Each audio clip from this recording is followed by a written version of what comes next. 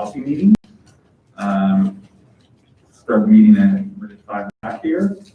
I've been notified we do not have any citizen comments, so we will go right into our the next agenda item. We have two policy updates, press updates. I believe one from June and one from July. We kind of put the August. We put the one on June on the back burner because we have some other business to discuss at our last policy meeting. So we're going to be discussing two press updates today. So, Mr. Moore, you want to leave it up to you here with the June 2020 press issue 104. Sure, thank you. Before we start that, Ms. Bible called earlier and she had a couple questions on prior things. Why don't we do those first? Okay. Because they're from older. Yeah, so my question was just to set it up. We had, last year, we had extensive meetings with Press Plus, one with Mr. Bryant and one with Mr. Manheim, and we had gone through all the policy to just review, and we had set aside a list of separate ones that we wanted to kind of give more attention. And Mr. Bryant and I just had discussed and want to make sure we dotted our T's, crossed our I's, and kind of accounted for those and gave an update on what the status of those were, kind of to wrap that up and close that circle. So we asked Mr. Moore to do an update. Thank you. Yeah, and these are from the minutes of the February 26th committee meeting.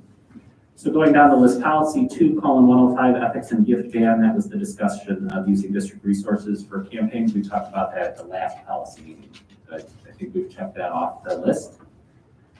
2:110 is qualifications, term, and duties of board officers. You also discussed that at the last policy meeting. That is essentially, are the officer terms 1 year or 2 years? And I believe you're going to talk about that at the retreat that you have this coming Thursday. So it's not off the list, but you're going to take care of it. 4:20 is the fund balance discussion. What is the appropriate fund balance ratio? I believe that's on a business services agenda as soon as next Monday. 460 is the same, purchases and contracts. That's the $10,000 versus $25,000 discussion. So that's coming soon. 6:290 at homework to be brought to a learning and teaching committee. In conversation with Ms. Weibel, I think we're going to punt on that one for a little while just because of the unusual nature of our year this year. So we'll bring that back later. And then 7:190 was the student behavior policy, which you ended up doing in April and May, as you always do. So that one was already checked off the list. And those were all of the pending policies. So I think we're good. Thank you, Mr. Moore, for giving that update. I know there was a lot of discussion in the last few policy meetings, and there's been a lot going on. So it's good to just have that a recap of all the policies that we said we wanted to discuss. So thank you. All right, then. So to our packet, this looks very different than you've seen in the past. Since we've moved over to the Press Plus program, Press provides us with the documents that you will review. So Mrs. Marsan is no longer taking their documents and retyping them and making them look different. We're just bringing it out in exactly the order that they provide.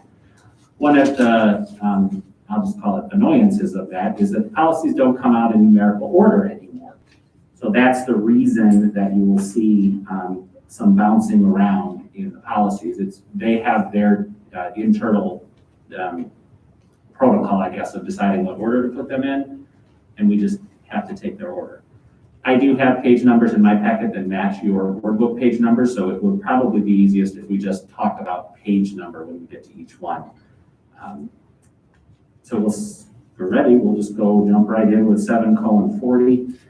Non-public school students. It starts on page 4 of board book. And the only change here is your policy on student assignment and interdistrict transfer, the title is changing. So they're changing the reference here. The policy itself, there is no change. These are kinds of things that I would say just send right to consent because you're really not changing anything of substance. Any discussion on that one? Okay, leave that for the consent approval. Next one is 2:220 school board meeting procedure. It starts on page 5. This one is writing into policy the new portion of the Open Meetings Act that allows a board to meet virtually in time of a governor's disaster declaration. You've been able to do this since March under the disaster declarations. Then the law itself changed in late May, and this is just bringing those changes of law into your policy. So if the president of the board or if unavailable, the superintendent makes a declaration that meeting in person is unsafe or imprudent, then you can hold a virtual meeting. Any questions, comments on this one? And this is only for when there's a state of disaster declaration, correct? Correct. Consent? Okay. The next one starts on page 9. And this is, the change is on page 11. You may recall from last school year, the State Board of Education adopted new rules and then adopted, again, new rules about isolated timeout, and physical restraint for certain students. This is one where Dr. Pelagi is saying that we do allow the staff to use these within the parameters of the state board rules. We're asking you to put that into policy in that method. If we use any of these, then there's a whole procedure to go through after the fact. Questions on this one? Okay, consent?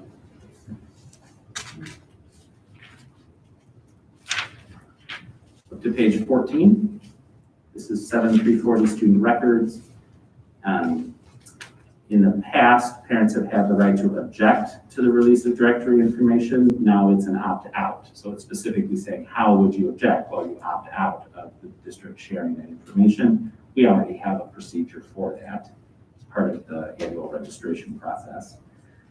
And if you wish to opt out otherwise, you would contact the records custodian of the school. With the high schools would be the registrar. And then there's a designated person at each school. These changes, in part, are due to the new Student Online Personal Protection Act, which we'll talk about shortly. Questions? Just a clarification. So if we have a records custodian at every elementary building, will they be instructed of this language? I know it's not that major, but that people will be opting out instead of just. Yes. Are there things they need to know? If we change the policy, they get alerted to it? We're just changing really the word object to opt out, but what we do doesn't change. Okay. Consent?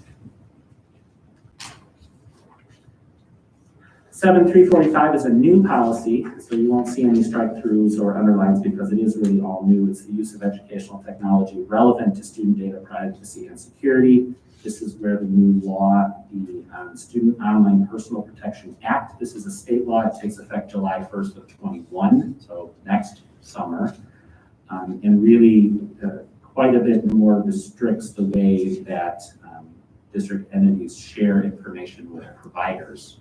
That's a big part of it. So I would have to ask Mr. Smith to give more details on that, but really we can't just say, oh, we like that service, we're going to use it. There has to be a whole agreement and data sharing rules with any provider that we would use district-wide. We also are choosing to identify a privacy officer. We don't have to do that, but we would like to do that, and that would be Mr. Smith, the IT executive director. Any questions on this one? Consent?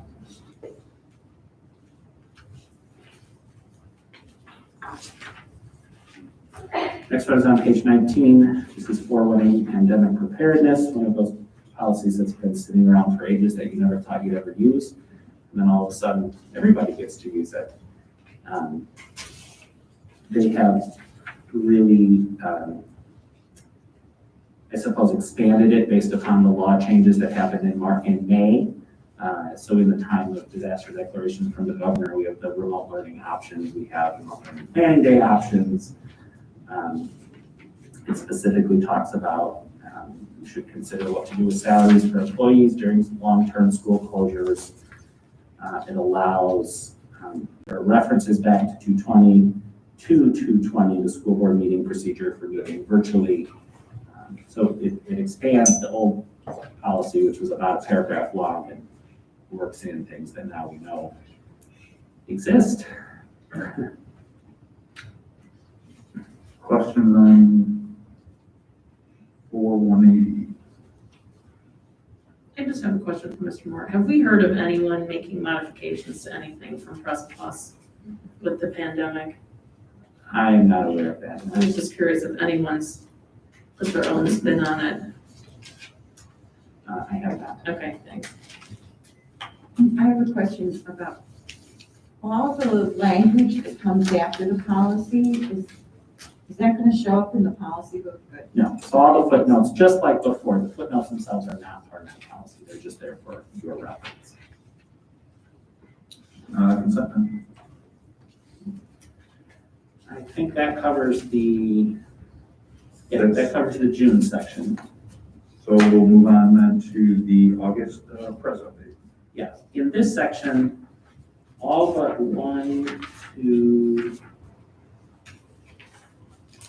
two of the changes are related to changes in Title IX federal law. So there are a number of policies here that are coming up as modified, but they're all related to the same change in Title IX. It's a lot about how to receive a complaint about sexual harassment, what to do with it, and the various areas that are affected by that. So that's why you see it in many policies, but it's all connected to the same idea. So the first one is 2260. It's on page 23. The uniform grievance procedure now explicitly brings in Title IX as being part of grievance proceeding, but establishes Title IX sexual harassment complaints as their own grievance procedure, not specifically the uniform grievance procedure. So we have a non-discrimination policy, we now have a Title IX policy, and we have the uniform grievance procedure policy. They're all very similar, but we're required to have a specific one for Title IX now. That's new. Questions? Consent.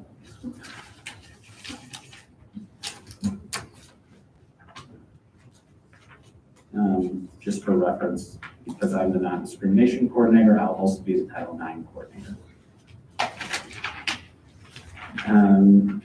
In page 27, equal opportunity employment minority recruitment. This is another connection to the new Title IX policy, and it is stated that the non-discrimination coordinator is also the Title IX coordinator. Questions? None? Making this easy today. The press, if I can just interject, the Press Plus changes do make it, I feel like, easier because it's just standard. Yeah. I think if there's anything that you would recommend, you would jump in and tell us a different recommendation. Absolutely. Presumably, yeah. So. And there are, as you read through it, you'll notice there are some questions that Press Plus wants answered, so that it writes the language. Most of them are just factual questions. One of them is, are you under a regional office of education or an intermediate service center? Well, we're under an ROE. That's the answer to the question. The privacy officer, that was a question to be answered. And we do want a privacy officer. That's where that comes from. All right, we're up to 5100, which is on page 30. There is no change to this policy other than adding the legal references for the Title IX changes. And while they were added, the Healthy Hunger-Free Kids Act of 2010. I'm sorry, I can't tell you what that is, I don't know. But the policy itself is not changing. Questions? Consent.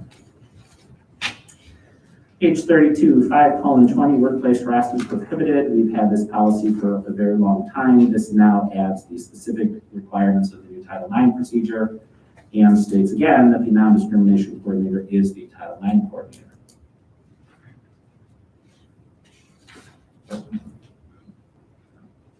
Thank you. Consent? I guess I'm sorry to interrupt, but I should mention that it specifically separates out a regular workplace harassment investigation from a sexual harassment investigation.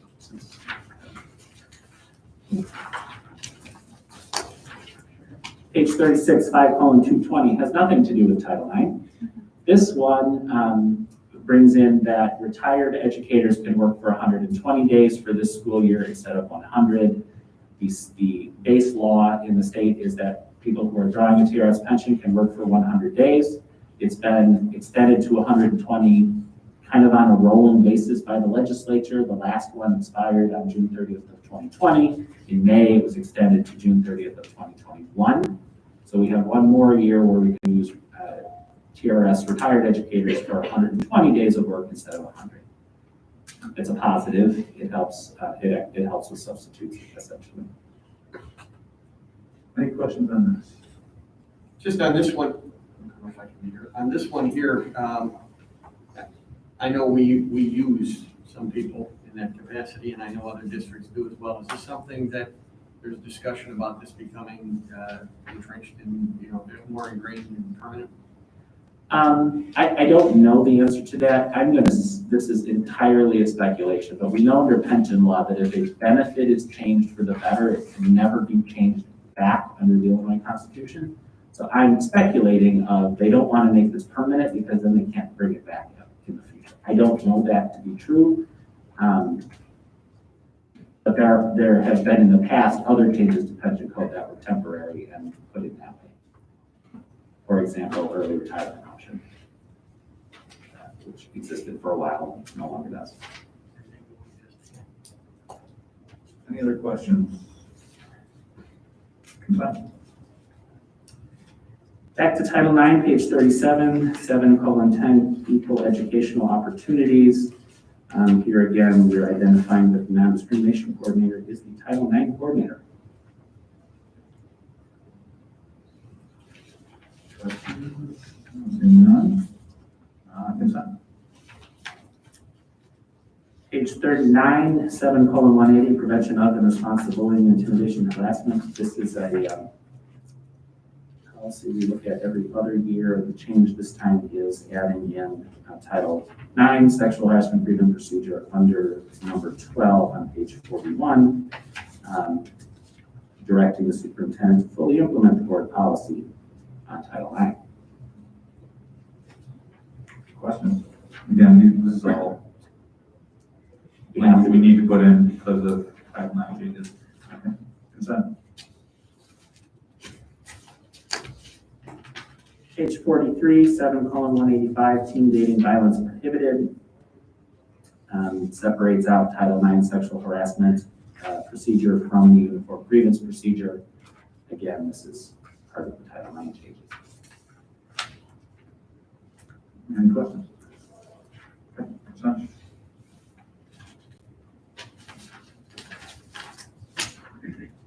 Page 45, 7:20, harassment of students prohibited. You're going to see a lot of strikeout in this policy. Sorry, Mr. Moore, you said 40. 45. I'm seeing 48 on Remember we took out. Oh, that's right. I'm sorry. Yep. Yeah, it's 45. You will see a lot of strikeout in this policy because they're pulling sexual harassment out of harassment of students prohibited and putting it into a new policy. So there's a lot of strike through. It's not being, you shouldn't read it as we're removing the concept of sexual harassment as prohibited. It's being put into its own policy, which comes, I think, next. It does. Any questions on this?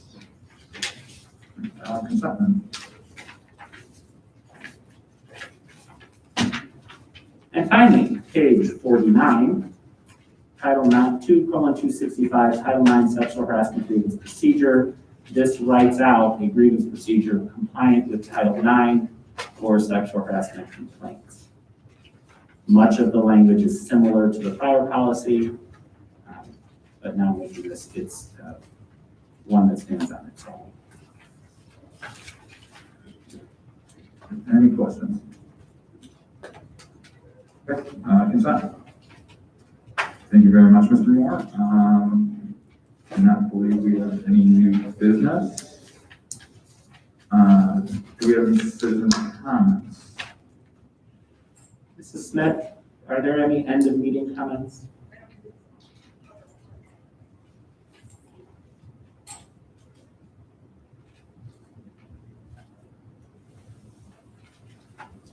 Mr. Brown, I do have a quick question. Go ahead. When we were reviewing those policies earlier, and thank you, Mr. Moore, for that, did we, as a board, decide we want to circle back and review the ethics? Or, I know we had a long discussion about it, but were we going to review those at a certain meeting, or? I think, because I think everything's accounted for. The fund balance can be discussed. I think we're gonna look at action in that in December. And then in September, we'll look at actioning, or it'll go into October actioning the minimum. And then we talked about homework and the discipline, and obviously is every year action. We're gonna probably discuss the election or the term limits this Thursday, and then presumably at some point action in the next month.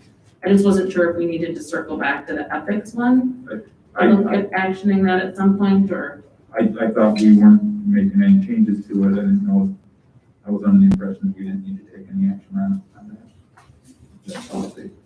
We got clarification about candidates who are incumbents, and that was part of the issue I had, was what do we tell PTOs and what do we tell DPTO? And the lawyer said, if you're a board member, you're a board member, even if you're running for election, so you cannot be on the property of the school district. And we were working out, and I think you did deal with the library, or? Right, I recall. I just wasn't sure if we decided not to action that, because that was the final decision.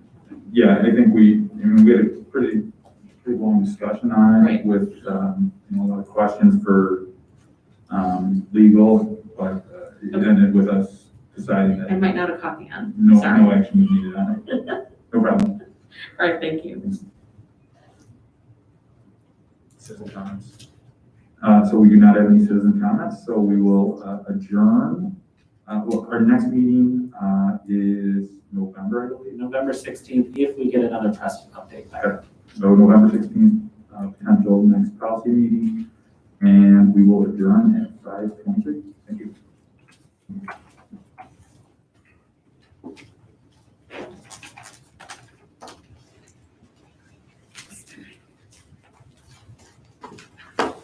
I realized when I got home.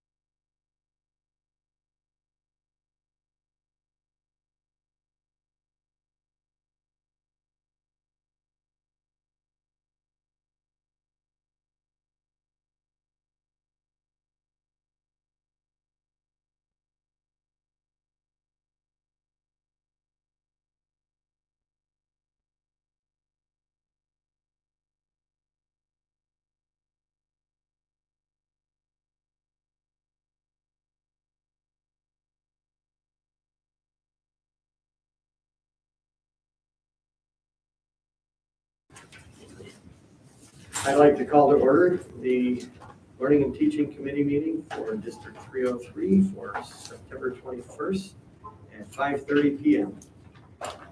Do we have any citizens' comments? Here's we do.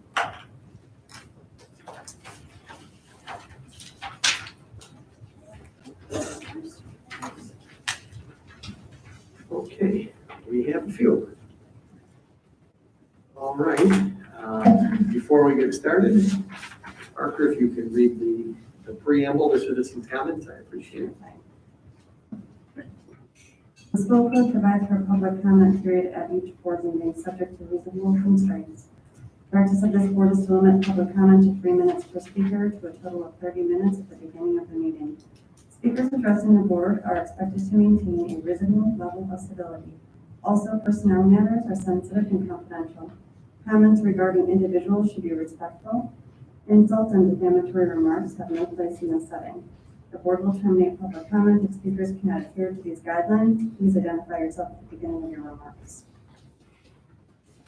Okay, first up, we have Laura Thomas, and the topic is reopening.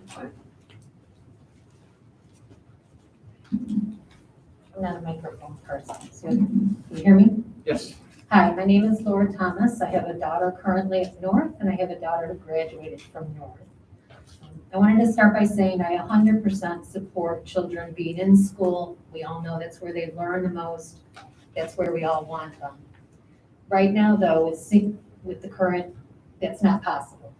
So right now, the students are at home full-time, but they are receiving instruction 5 days a week, all day long from their teachers, full-time.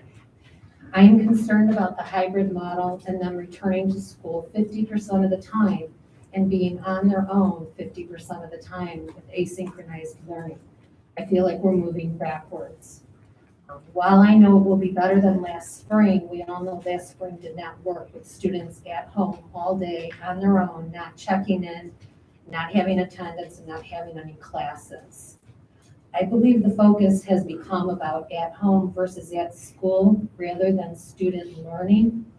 And I can't stress enough that I think student learning should be at the forefront of the decisions that are made for the high school students.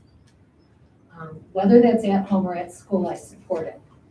Right now, they receive 100% instruction. If you choose to move to the model of at home 50% of the time and at school, please consider how they can receive instruction 50% of the time.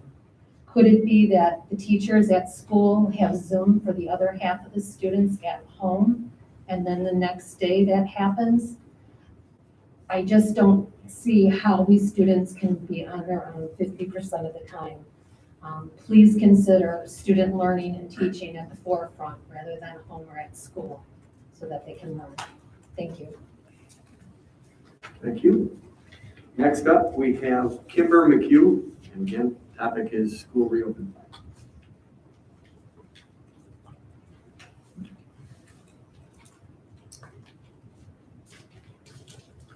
Good evening. My name is Kimber Mchugh. I have a sophomore and junior at East, and my oldest graduated from East in 2018.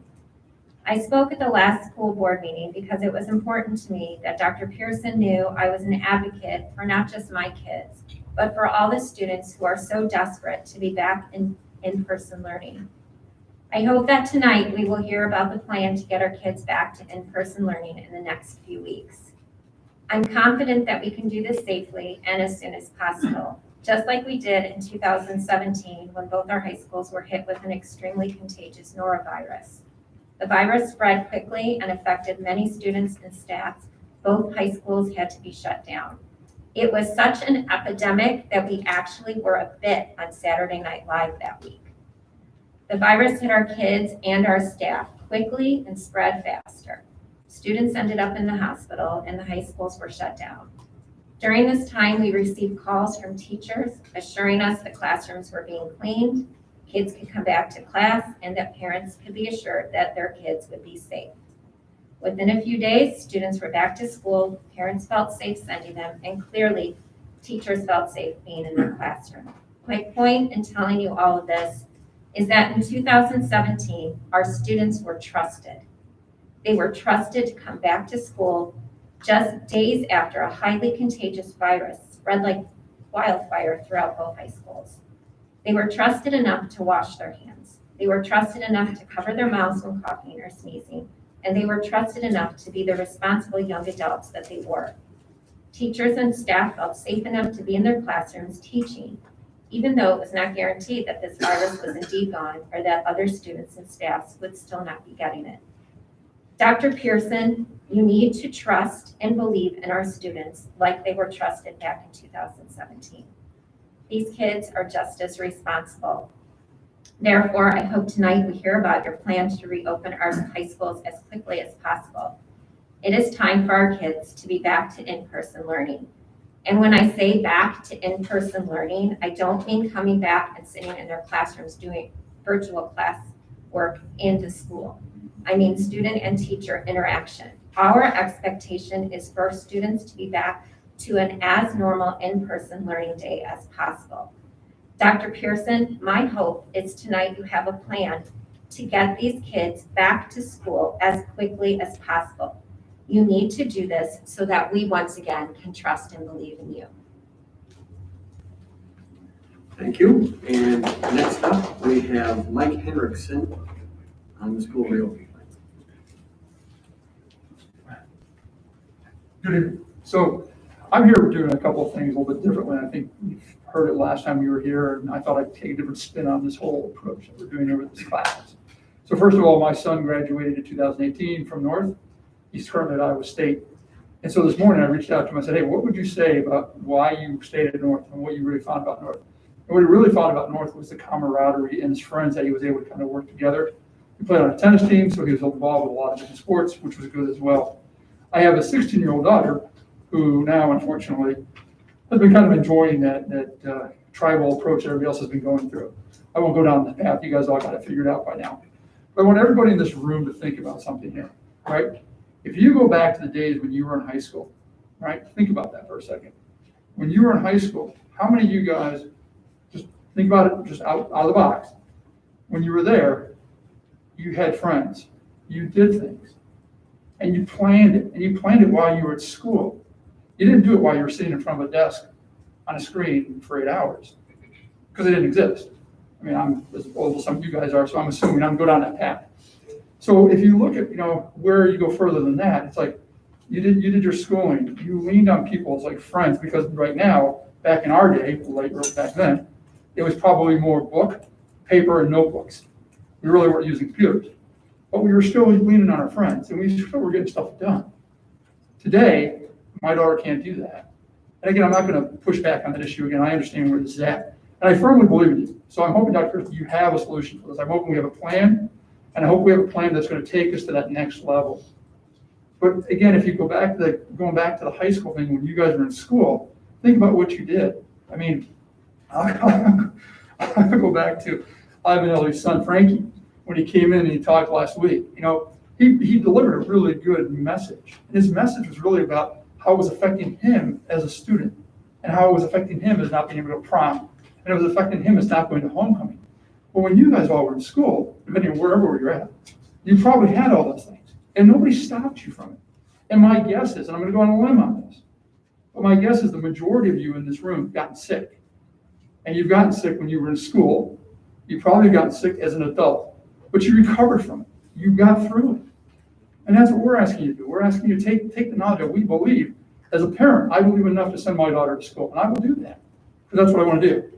My original intent when this first thing started happening was like, hey, we're going to move somewhere differently so she can go to school and be in a classroom. That was a little abrupt, so I decided not to go that path. But I need your help. I need your help to get my daughter back in school, and I need you to get all the other people in this neighborhood back in school. Get them back, going back to working in teams. Working in teams helps them really grow. I work for Cisco. We live in team worlds. And at the end of the day, it's important to be that way, because we understand how to bring everybody together. So let me leave you with this thought, right? Let's stop thinking about when. Let's start thinking about how to get this going. So thank you for your time. Thank you. All right, next up is Tracy McGrath, and again, topic is high school reopening.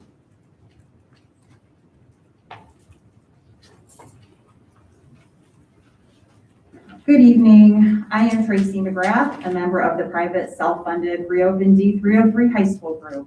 Also the parent of a senior student who is calling me right now. My phone is on. Do not disturb. I don't know why.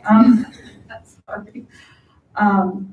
It was really reassuring last week to be at the meeting and hear all of the board and the administrations echoing the parents' desires to get our kids back in class.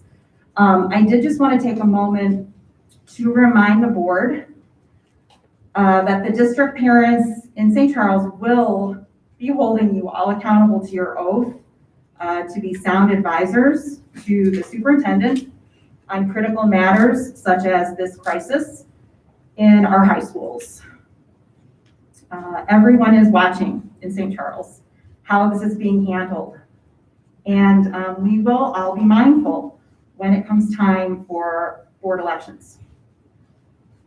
It also may seem a bit early to mention our high school's graduation at this point, but I was asked to represent the class of 2021 students and parents in saying that we will not accept a non-graduation, such as last year's class was forced to.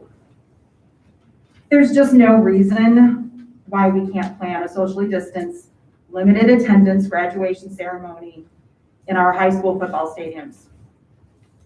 I really look forward to hopefully working with the principals and administration to make this happen for our graduating seniors. Thank you. Thank you again. And our final speaker is Teresa Campbell. And again, the topic is school reopening. Hello. We were here at the last meeting, and we heard all of the board members, I think it was the majority of the board members, that wanted to schedule a meeting that was 3 days after that one. So I want to know why that wasn't done. Why was it postponed to today? Does anyone have an answer to that? Anybody else? Did you remember all of you saying, let's meet in 3 days? We don't want to wait. Am I the only one who remembers that? You remember? Yeah. All of you. Does anyone, I'm just asking, can anyone answer that question? Why we waited until, we're all trying to open the school as soon as possible. Why did we wait another week? And I would like to ask you, Mr. Pearson, if you're not listening to these board members that want to open up the schools, who advises you? Can you answer that? If I can just interject. I don't understand how the board works. I'm just wondering, honestly. There's a general practice, and I think the reason, there's a general practice we have that if comments are made and we don't interact with, otherwise these meetings can go on until midnight every night. Can we answer her question now? Well, again, Dr. Pearson may address some of these things, and some of these things may be addressed within the context of our meeting, but it's a general practice that we don't do that. Well, I'm confused as a parent. I thought my understanding was that the board votes on when the school is opening. I didn't know it was just left to one person, because at the last meeting, most of you here said you wanted the schools to open up sooner than October 19th. That's what I heard, because some of you have high school students. And even those of you that don't have students mentioned that and were very adamant about the importance of opening up the schools. So I'm asking you, Dr. Pearson, why are we waiting until October 19th if the board is also behind the parents, the 87% of the parents that want the school to open up? Who advises you if it's not this board of these board members? I don't understand what the holdup is. I don't understand. And I think it's wrong. Thanks for the answer.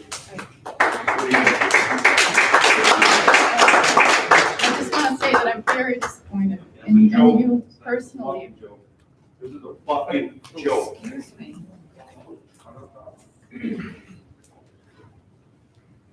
Okay, we'll move on to the rest of our meeting here. The superintendent update is next. And before we go to superintendent update, I did want to mention that we did discuss this with Dr. Pearson, and Parker and I discussed the order of presentation tonight, and we are going to reverse the order. And so the high school return to in-person learning is going to be our first item tonight, because we feel that's probably the item that most people have the most interest in our present. And I apologize that Dr. Pearson, take it away. I just have two quick items that I want to update the board on. One is about graduation. Earlier this week, or at the end of last week, we actually did process a refund for graduation fees in our system, our online system. And the only reason for that is that we do have some families that are facing some significant financial hardship at this current time. And we are trying to postpone charging any fees that are not necessary now. I think one of the things that happened as an inadvertent result of that is that people are making assumptions about what graduation might look like in May. We are not making any changes to our graduation plans at this time. I think it is reasonable to think that there might be some socially distant expectations as a part of the graduation ceremony, but that's further off than right now. But what we didn't want to do was have to charge families that fee right now, knowing that we're not going to incur expenses for graduation until later in the spring. And so we decided to not charge that fee until a later point. That's the only reason for that decision, and I'm sorry if that caused some concern, but we did want to try to be as responsive to that other need as we possibly could be. Can I ask, so Dr. Pearson, so will we also be following up with a communication to at least the parents of the high school seniors across both schools so they Yes. understand? It went out this afternoon, is my understanding, so. yeah, we got one too. Yeah. Thank you. Thank you. About 4 o'clock this afternoon, so. And then the other thing I just wanted to mention is one of the board goals is related to a communication audit, and we have actually secured an agreement with an organization called the Center for Effective School Operations, and we will be proceeding with a communications audit that will look at the district communication processes. There will be a survey, there will be focus groups for students, parents, and staff. There will also be a social media audit as part of that process, and we hope to be bringing a report back to the board sometime in December. So. Dr. Pearson, sorry to interrupt. I do have a question about the communication. Sorry. I'm wondering, I noticed there's many different groups and aspects to that analysis. I didn't see anything that the board was going to be involved in any way. Will they be speaking to any of the board members regarding you've got parents, you've got administration, the board members don't think you mentioned in there. Sure, so the report is actually for the board, and they'll be coming to do a presentation at a board meeting. If you would like me to have them interview you also as a board member, I can include that as part of the process. I would like that as well. Okay, great. I think that's a good idea, Mrs. Barker. Thank you.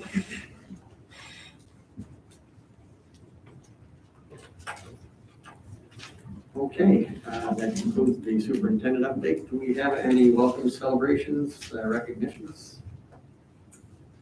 None tonight. We've None been tonight, very okay. busy working on the high school plan. All right, and as I assume might be the case. So we are going to move right into the high school the high school return to in-person learning plan. Thank you, everyone. It's a pleasure to be here this evening, and I, along with several teachers and administrators, are going to be sharing our best thinking for how to safely bring students back onto campus for in-person instruction. Tonight, a small group of us will be presenting, but we were fortunate to have a very nice combination of teachers and administrators from both campuses come together and really review our safety and our health protocols, review the data that we have on remote versus in-person instruction, and really come together and look at what can we put together for our best plan. So again, we have people from every discipline, and really both sides of the river. It was a very productive team. I'll turn it over, and different members along the front row here are going to be participating in the presentation as well. Thank you, Dr. Herman. So as we designed this plan, is it coming through?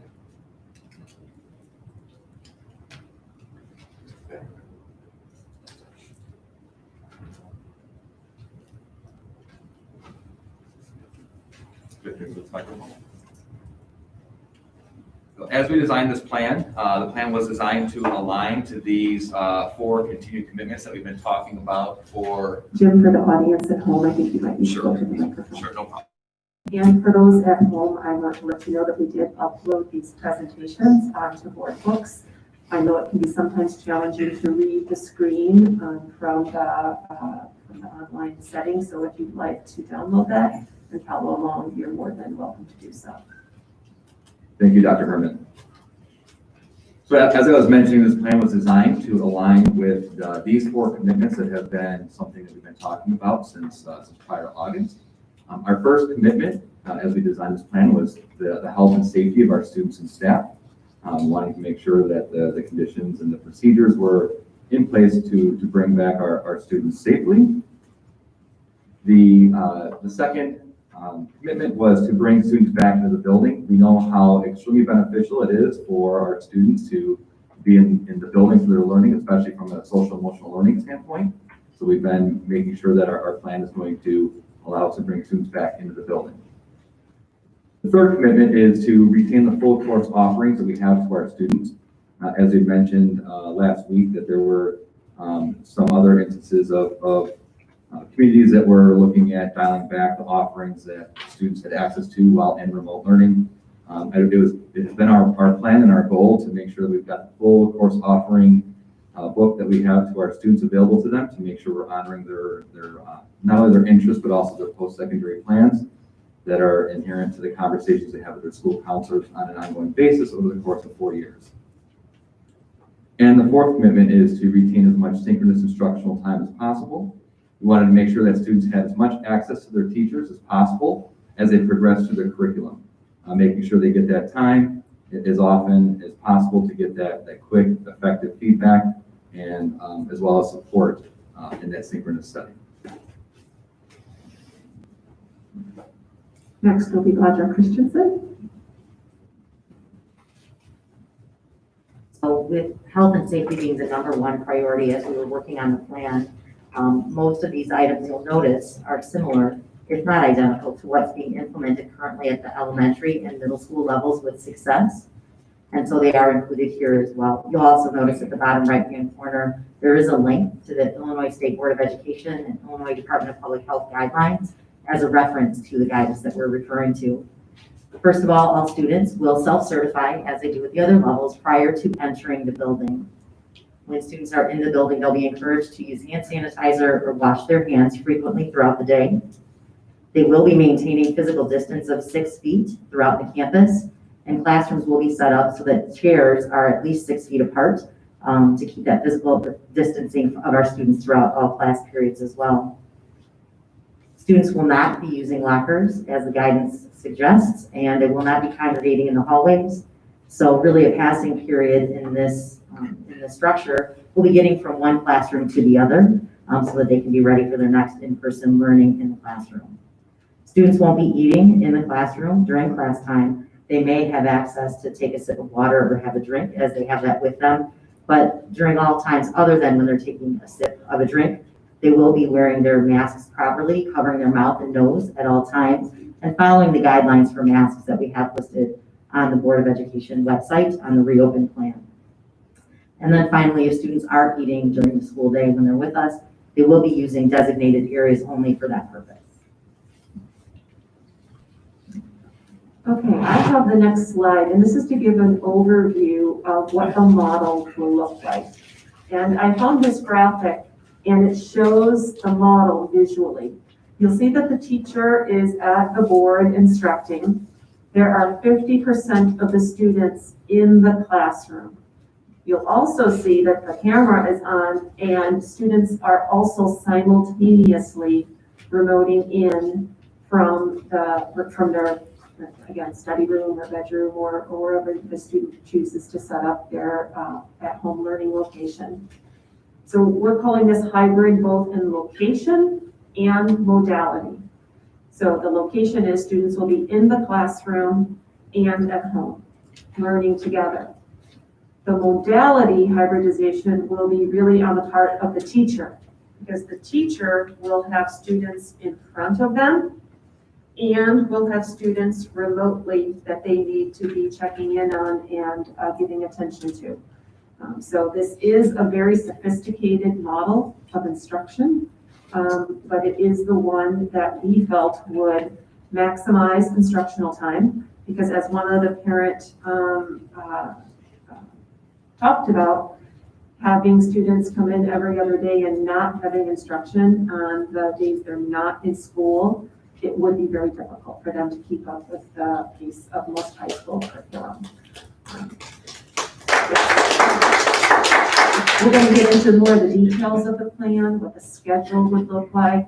But again, I just really can't emphasize that this model requires a lot of thoughtful planning and very craftful instruction by the teachers. And so I look forward to supporting the teachers in doing that well. But this is a very tall order, and it's something that, again, D303 should be very proud of. Not a lot of other districts in the area are using this model. They are going with the reduced coverage. So I think it's something we should be proud of. If we can make this work, it's going to be a great thing for our students. Next, sorry.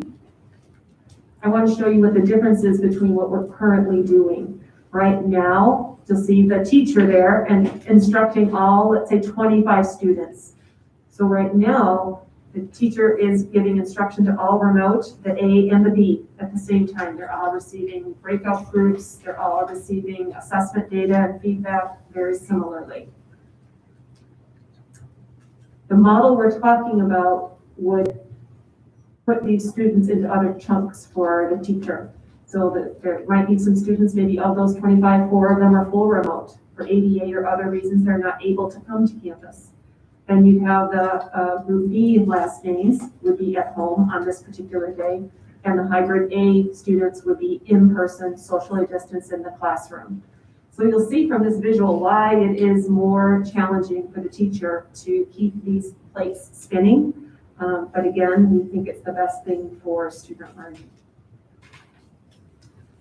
Finally, I wanted to remind people, this is part of our reopening plan that we published back in August, but we wanted to make sure people are remembering the difference between asynchronous, the kinds of activities that teachers could put together or assign for students that they can do on their own time. That's the big difference. The asynchronous is not when teachers and students are online at the same time.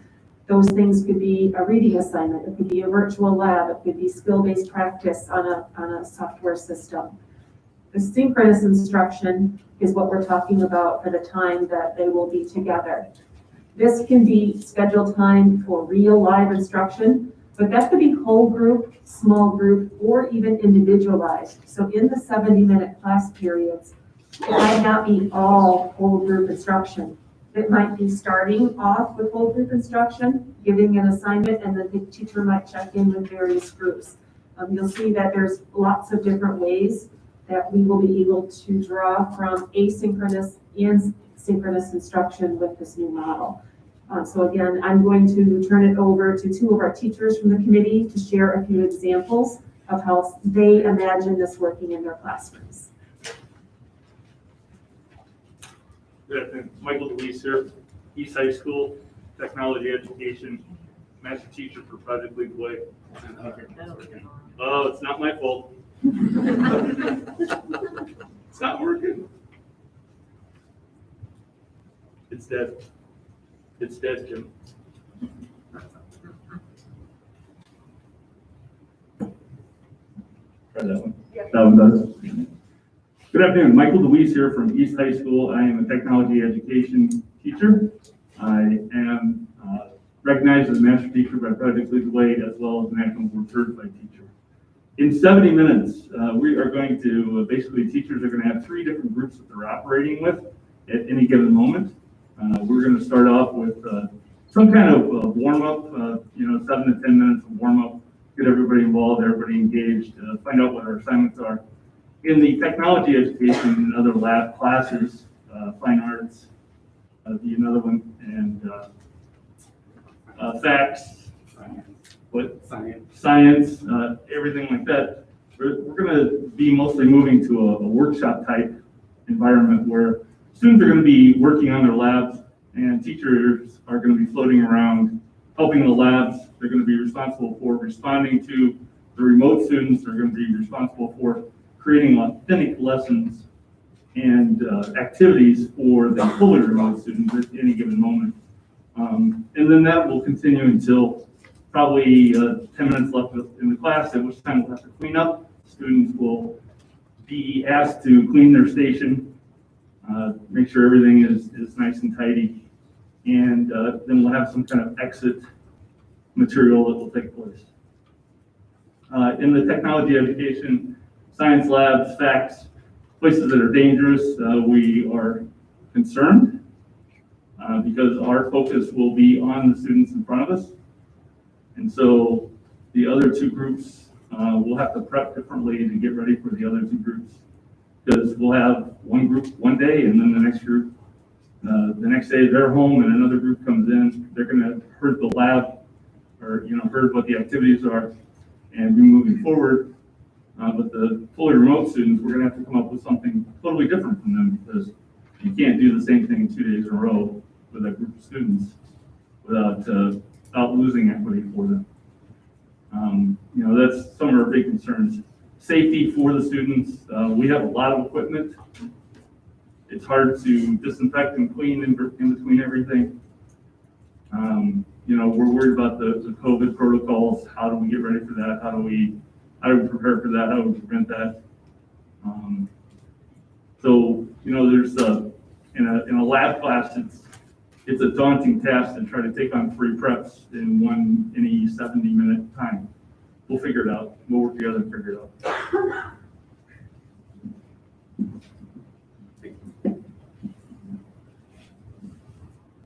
Members of the board, administrators, teachers, parents, students, community members, my name is Jake Stewart. I'm an instructional coach and English teacher at East High, as well as a resident of Wheaton. I've been asked to speak to you today as a conferring team member of the group that met in order to answer your mandate for high school to return to in-person instruction no later than second quarter. More specifically, I've been asked to be prepared to speak to you in regards to how instruction will look under the proposed option that is before you. There are some benefits to the plan before you. Lab classes, including CTE, science, art, and any course reliant on manipulatives will be able to run hands-on inquiry and performance assessments while students are in the building. All courses will be able to hold live discussions where students will be able to see half of their classmates' faces as well as their body language and other physical cues of in-person discourse. We'll also be able to meet for social and emotional connection and community building. Those are the positives. However, there are some great detriments to the plan before you as well. As proposed and seen in the previous slide, teachers will be instructing 3 separate populations of students in at least 2 different locales at any given instructional moment. The population of students will be students designated as A or B depending on the alpha of their last name, and then also the students designated as full remote. Under the current proposal, one of the 3 distinct groups will be in person during instruction, and the other 2 will be learning remotely. In the development of this plan, it was made clear that access to technology that would allow for fluid and complete live streaming of such instruction is exceedingly hard to come by due to vendors being overwhelmed with purchase orders. One question I would prompt you to seek answers to: what is a realistic timeline under which these technology needs can be in place and accessible for instructional purposes? Without these instructional technology tools, there are many holes in the necessary feedback loop that is the foundation of learning. Our current technology capabilities would allow us to instruct remotely using Zoom or Google Meets, sitting behind our desk managing both in-person and remote students in the same manner that we are doing now. We will not be able to leverage the in-person instruction unless teachers abandon their cameras and supervision of the virtual spaces or launch the remote student to work asynchronously. This could be mitigated in some learning environments by having TAs added to assist in monitoring and relaying student feedback. But this buffer will interrupt the flow of instruction and add one or more complexity to a variety and variable to an already bloated and complex system. Synchronously teaching students in 2 different locations is a lot more complicated than simply turning your laptop to face the whiteboard. For feedback loop to be maintained and students to have all equitable and complete access to their teacher and learning, all students must be able to hear the teacher, and the teacher must be able to hear all students, and ideally, all students would be able to hear and see each other. One laptop cannot provide this type of access. Where does this leave us in response to the question I've been brought here to answer? Under the current proposal, a vast majority of classroom instruction will continue to be delivered with the teacher acting as though all students are remote. In order to ensure instruction for all, the teacher must teach to the most restrictive environment within the class. That environment being students not present in the classroom. When opportunities arise through planning and structure to allow for in-person instruction, such as labs and hands-on activities, the full remote students will require differentiation that will almost always be less than that of their peers. This mandate is to be in person by October 19th is not going to result in transformative instruction. Instead, it is likely to unsettle the routines that have been established over the course of these past few weeks and ultimately have far more negative outcomes than positive. The community is clamoring for in-person instruction at the high school, not understanding that well-designed instruction tailored to students' environments that are safe and predictable is where the learning most takes place. Inserting 1,000 students into a classroom, splitting the environments in which the teacher is attempting to teach maximizes the potential for viral spread but gains virtually nothing instructionally. Out of necessity, teachers will have a classroom with 13 to 18 students wearing masks, plugged into their laptops, wearing headphones to prevent feedback while the teacher is teaching. The teacher will also be wearing a mask and plugged into headphones to prevent that same feedback. Instructing their class in the same manner we are currently teaching. Only many of us are likely to get sick or have to go on quarantine. The proposal on hand answers the mandate for students being in the building, but the second question I want to ask, and I want you to ask, at what risk to equitable instruction and health are we meeting that mandate? One of your strategic commitments is to hiring and maintaining a highly qualified staff of educators. I know for a fact you have met the first part of that commitment. But if we continue down the path that we appear to be headed, I worry that you will fall short of the crucial second part. I'll be open for questions or via contact.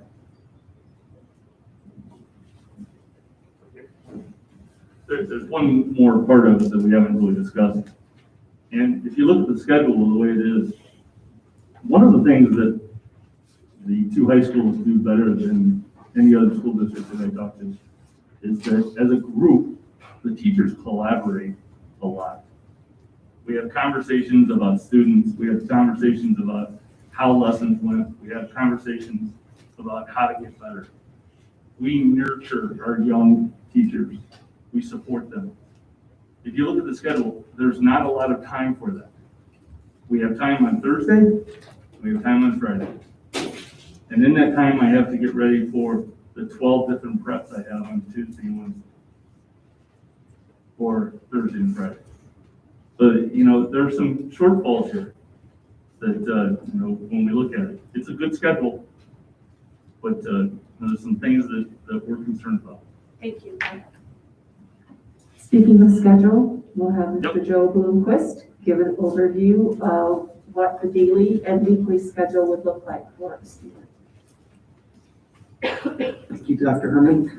As you can see above, we wanted to maintain as much consistency with the current schedule as possible in determining a schedule. So you can see on a full 5-day week, we would continue a Monday fully remote day. And as part of that, we would expand the length of those class sessions to 45 minutes apiece. That allows you to do all 8 periods and be out by 2:30, which is 9 minutes past when we normally get out in a normal high school day. This would only take place during 5-day weeks. There are a number of weeks that don't have 5-day weeks, either because of testing or because of days off. In the event that we have a 4-day week, that Monday remote day would be removed. For the in-person days, we need to make sure that we can run the buses at the appropriate times, and therefore we are starting the day at our normal 7:20 time. And this schedule also allows us to end by 12:15, which means that they can board the buses by 12:30, not have to have lunch at school. They can grab a lunch on their way out the door and load onto the buses and be home before we need to run the bus routes for the elementary schools. Keeping consistent with what our schedule is, we run 4 classes per day for a longer period than normal, 70 minutes per class period for those 4 classes in that day. One day would be odd, the next day would be even, and we'll be talking about the groups A and group B in the next slide. But I want to also point out, because we have our A students and our B students cycling through the in-person classes, we wanted to give our remote students an opportunity for some dedicated time with their instructor beyond this concurrent hybrid and remote session. And so you'll see down at the bottom, it says office hours remote assistance. And once a week, those remote students will have a dedicated time that they can access their instructor outside of those 2 70-minute sessions and that Monday 45-minute session. The same schedule happens for the B students, the B-Day students on Thursday and Friday under the schedule. That also leaves some ability at the end of the day on Thursday and Friday for our teachers to collaborate through PLCs and staff meetings. This next slide kind of shows you what each student, depending on their mode of instruction, would experience throughout the week. So again, on Monday, all students are accessing the instruction remotely.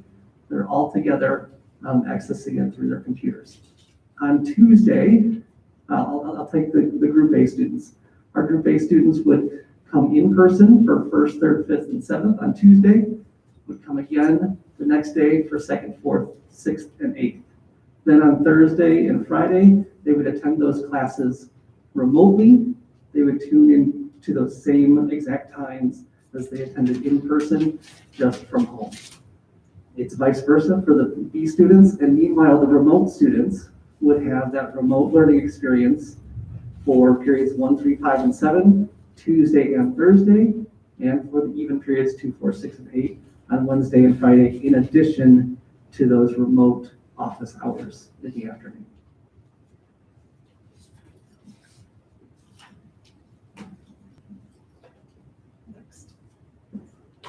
Next up, we have Mr. Moore, who's going to explain a few other parts of our plan.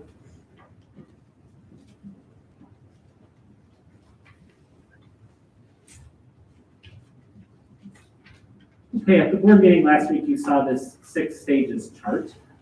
Right now, we are in stage 3. We are proposing to move to stage 4 very quickly for about 2 days in mid-October, and then stage 5 by October 19th. That is the schedule that Mr. Blomquist just went through. And of course, stage 6 doesn't happen until at least when we reach the phase 5 of the Restore Illinois plan is put out by the governor. So nobody knows when that might be. Next slide. All right, here's an October calendar. Note that October starts next week. October 1st is next week, Thursday. So this shows on October 5th, on the current plan, still full remote, and odd day. Tuesday, the 6th, is the PSAT for all freshmen, so ninth graders are invited to school to take that test. Other students have an asynchronous day. Then on the 7th, it's a remote even day on the current schedule. The 8th and the 9th, there is no school. It's parent conferences both days for K-8, and parent conferences for high school on Thursday, and then an in-service day on Friday. The 12th is a holiday, so again, no school. On the 13th, we schedule a full remote day on the current schedule. The 14th is the PSAT and MSQT test for all juniors, so another day for students to come. And then we propose a 2-day orientation. This will be an opportunity for all of the A kids and all of the B kids to come to school to learn the new rules of being in school. This is similar, it's a different model, but the same philosophy as we did starting middle school this year, where we brought in half of each grade level at a time for 6 days. This one we do for 2 days, and the way it works by doing groups, we bring in half of A in the morning on one of the days and the other half the afternoon. And then the opposite day would be the rest of the kids. So 4 groups over 2 days. And then starting the first day of second quarter, which is the 19th, with the new model, that is the only 5-day week in a 6-week period. So that is a 5-day week. So Monday would be a full remote day on the schedule shown by Mr. Blomquist. And then we start with the odds and evens, A's and B's. The last week of October, although there are 5 days of school, the 29th is PSAT for the sophomores. So for scheduling purposes, we would treat it as a 4-day week. So there is no full remote day on Monday. It just starts right off with odd, even, odd, even. And the following week, November 3rd, is Election Day, which is a state holiday this year. So there's no school on Tuesday the following week. So we have odd Monday, even Wednesday, and so on. Next slide. Because we questioned families about whether you prefer remote or in-person back in July, we are under the belief that some families will have changed their minds by now. We're going to guess that some of the families who chose remote originally may want to come back and be in person instead, only for high school. Alternatively, some who chose in person originally may choose to stay remote now. So we're going to redo the questionnaire process starting this Wednesday, so in 2 days, only for 9-12 families. So every family is going to receive an email with the information about filling out the questionnaire. You'll have 1 week to do so. And then we will call those who didn't respond on October 1st and October 2nd, so that the teachers know who is expected in their class and who isn't expected to show up in class. Everybody still stays in the same classes. It's just a matter of, am I coming in person or not? Okay. Oh, also, another reason we do that is because we wrote bus routes specific to students who are coming to school in person and who aren't. We expect we will need to redo some of the bus routes now, depending on who's coming to school and who isn't, and because the times have changed. All right, thank you. Now, at Monday, I know some people brought up concerns about teacher availability for in-person learning. There are 2 separate laws at play here. One is a temporary law, the other has been around for decades. The first is the Families First Coronavirus Recovery Act, which created a new entitlement to child care leave for all public employees in the nation, plus private employees who work for employers with less than 500 employees. This is not optional. We must abide by this. So federal law entitles employees up to 12 weeks of paid leave to care for their children if the child's school is closed and or daycare is unavailable. The pay that is attached is 2/3 of your daily rate or $200 per day, whichever is less. And employees may request this leave at any time. This is not something you can tell an employee, you have to tell us tomorrow if you ever expect to take this leave. It's a subset of FMLA, which is employees are allowed to request that at any time as long as they meet the qualifying criteria. Second is the American with Disabilities Act. Employers are always required to provide reasonable accommodations for employees who, with disabilities who seek them. Work from home is generally considered to be a reasonable accommodation for teachers during COVID. And just for reference, about 10% of teachers have approved work from home accommodations or have indicated that they intend to seek child care leave at the high school. The state is only for high school. You? Next, I believe we have Jim Brickhead from East High School, who's going to talk about the technology needs.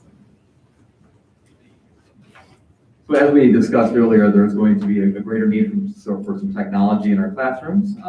Upon further discussion with Mr. Smith from our IT department, there are some devices which are called OWL devices. They are an improved version of what are currently used in some of our classes, which are swivel cameras. And so these OWL devices essentially will track and monitor the teacher's movements throughout the classroom and provide an opportunity for those working from a remote setting to be able to view the classroom presentations. One of those devices also then will allow then the teacher, as they move about the room, to be able to track wherever they go, and the students will always have a view of the teacher. Those devices cost about $1,000 each. And we're going to also need some additional whiteboard cameras that run for approximately $500 each that will allow us to be able to display documents and display things closer to the teacher's desk and allow the person sitting at home to have a better view of what it actually is being modeled for them on essentially like a small mini whiteboard. So of the 215 classrooms we have between East and North High School, the approximate cost for that would be about $322,500 to get those installed. And back to Mr. Moore to explain some additional staffing we may need. So the staffing request is connected to teachers seeking leave either under ADA or the FFCRA. If a teacher's allowed to work from home, they can still teach their class, but then we're missing the supervision aspect of teaching in the classroom. Somebody has to be, some adult has to be with the students in the class. So that's where classroom assistants come in. Because the school day is running for a little more than 5 clock hours, we can hire about a 5-hour employee, but only 4 days per week, because remember, Monday is a remote day. So we need about 20 hours per week per person. Again, depending on specific need requests, based upon today, we need about 30 new classroom assistants. Starting pay is $14.42 per hour. Of course, you add pension and Social Security and all of those things. It could be up to $300,000 if this were to go for the rest of the school year. If we were to somehow change something in January, then we, of course, would not incur the full cost, but there's no way to know that. So this is a full school, the remainder of the school year calculation. Next, I wanted to describe our plans to provide the professional learning and support our teachers would need to pivot to this type of instruction. We already have an in-service day scheduled for the high school on the second day of conferences for the K-8. So we would again survey our teachers and find out what kind of sessions they would feel would be most supportive of them in delivering this kind of instruction. And have those made available that Friday. We would also think about, after a few weeks of implementation on November 9th, scheduling one of the pre-K-12 remote learning planning days. By this time, we expect many of the technology tools to be in that we have ordered. And we also know that teachers will have identified, well, I thought this was going to work, but it isn't working, and sort of need to know and need to get better. We would have it scheduled so that the instruction for the remainder of the semester would continue to improve and improve. We do see this as being a pre-K-12 remote planning day. Although the major shift will be at the high school level, we do know that elementary teachers will very much appreciate this time to continue to work on the board goal around iReady and closing the teaching and learning gap that has been revealed since we had loss of instruction last spring. And the middle school also will appreciate their time to plan both remote and synchronous and asynchronous learning. So the October 9th day will be high school only. And we're requesting to schedule one of the remote learning planning days provided by ISBE on November 9th. That would be an asynchronous day for students. So it is counted as a student attendance day, and we would still have assignments made to students, but the teachers would all be working in collaboration to improve their craft around this model. And I think we have Ms. Christensen and Mr. Richter to close for next steps. So in closing, just a couple of reminders as to our next steps. First of all, we'll be communicating to families tomorrow, the plan itself, so that they can anticipate that and anticipate the questionnaire coming to them so that they can complete that between September 23rd and September 30th. As was presented by Mr. Richter and Mr. Moore, we would ask that the board would consider approving the expenses as presented at your next meeting, which I think is September 24th.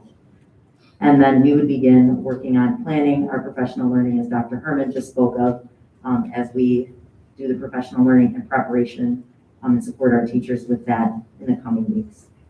I thank you very much for your time and for your attention. Okay, well, thank you. Do you have anything else? No, I think that it's been a very, again, collaborative effort, and we look forward to answering any of your questions about the model. I'm sure there are going to be a few.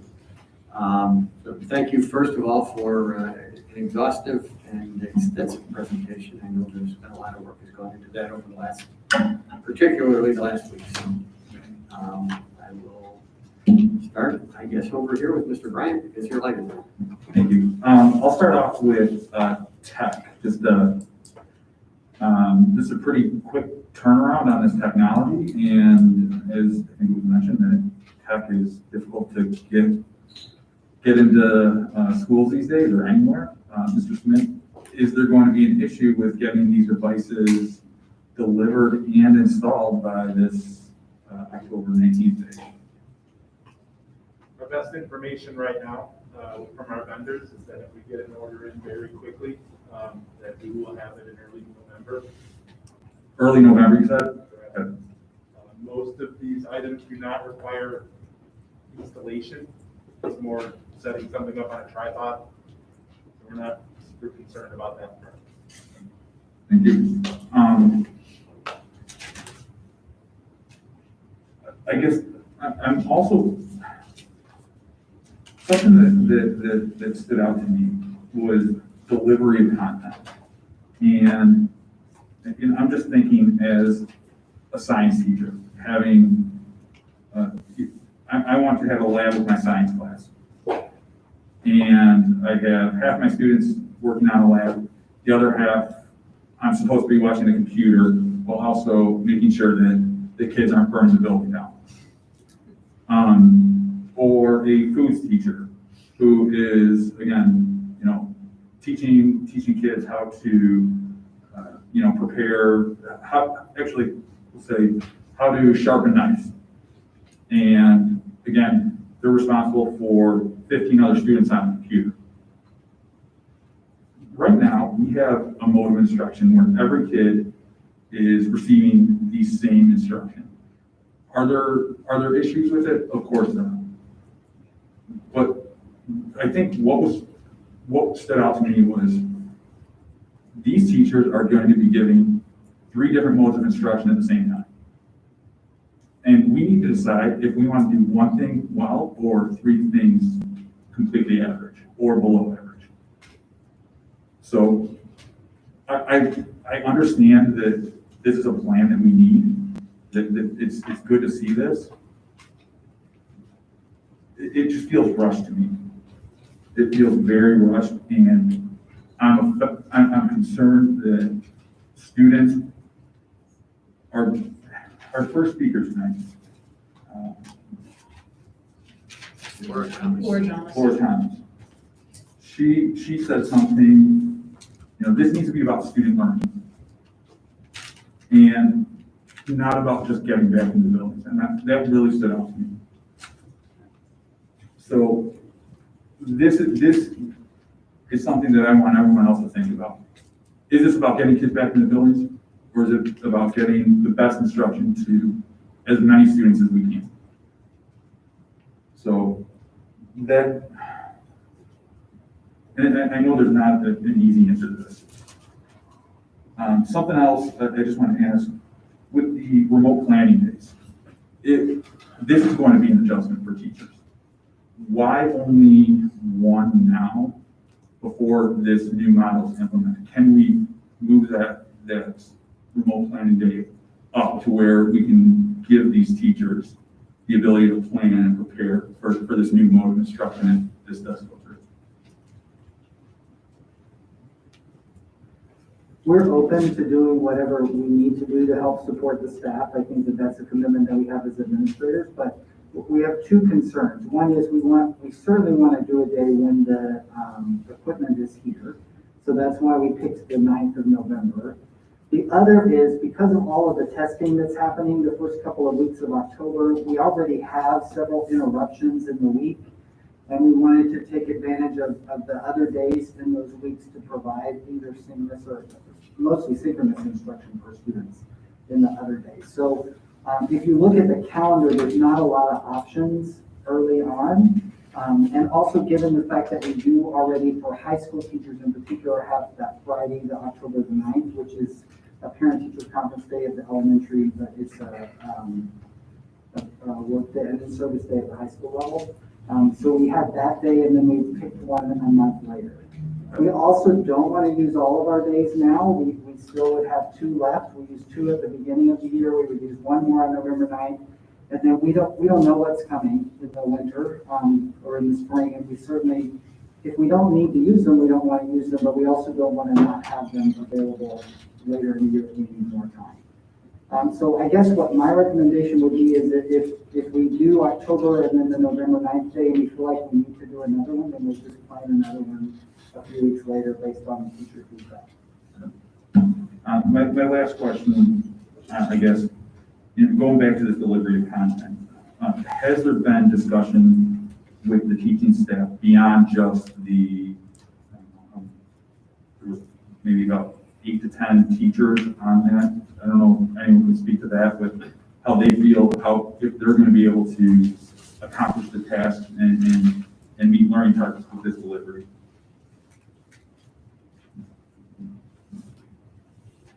Yes, in addition to our anecdotal discussions from our 2 teachers here, we did reach out to our teaching staff, and I appreciate administration's willingness to speak with all of our high school staff members last week and kind of walk through this.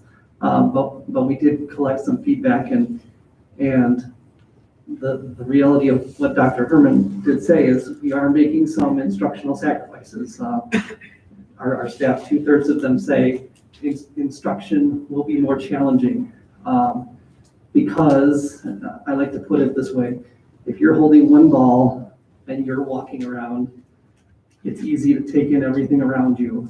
If you have 3 balls that you're juggling as you're walking around, you're not going to be able to survey everything else around you. You will be focusing on all 3 balls, kind of balancing them all up in the air. So 2/3 of our staff feel that we will be making some instructional sacrifices as opposed to a remote.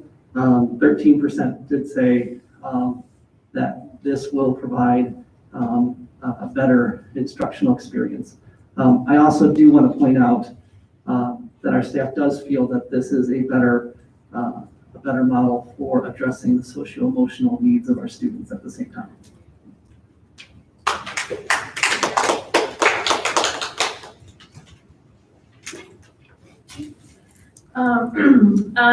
I guess back initially to Mr. Bryant's first question. If the technology is to be successful, is not available until early November, then what is the plan from October 19th forward? Or does that date make sense if we don't have the support? Well, we're going to be chasing technology all year, right? That's going to be a problem that we have. So that is a big question. I think what I heard last week is that we wanted to try to get students back by the beginning of the second quarter. Not like this. Well, I think, yes, to interject, that point is true, but we also talked about what were the risks to the plan. And the 2 primary risks were staffing and technology. Correct. So now we have brought back new information today related to the technology. So I guess either we need to talk about the date and or listen to what do you envision from October 19th to early November? And I don't know what early November means. That could be November 1st or November 14th. I don't know. Yeah. So that's a great question, and that's something that we have spent some time talking about, and I certainly would be happy for our teachers to answer this as well. I think what Mr. Stewart described is probably what's going to happen at first, is that what's happening in the classroom is going to look very similar to remote learning, with some people sitting in the classroom and some students sitting at home. I do think that for our classes that are lab-based classes, they probably are going to be able to do something more. Science labs could be happening when students are in person.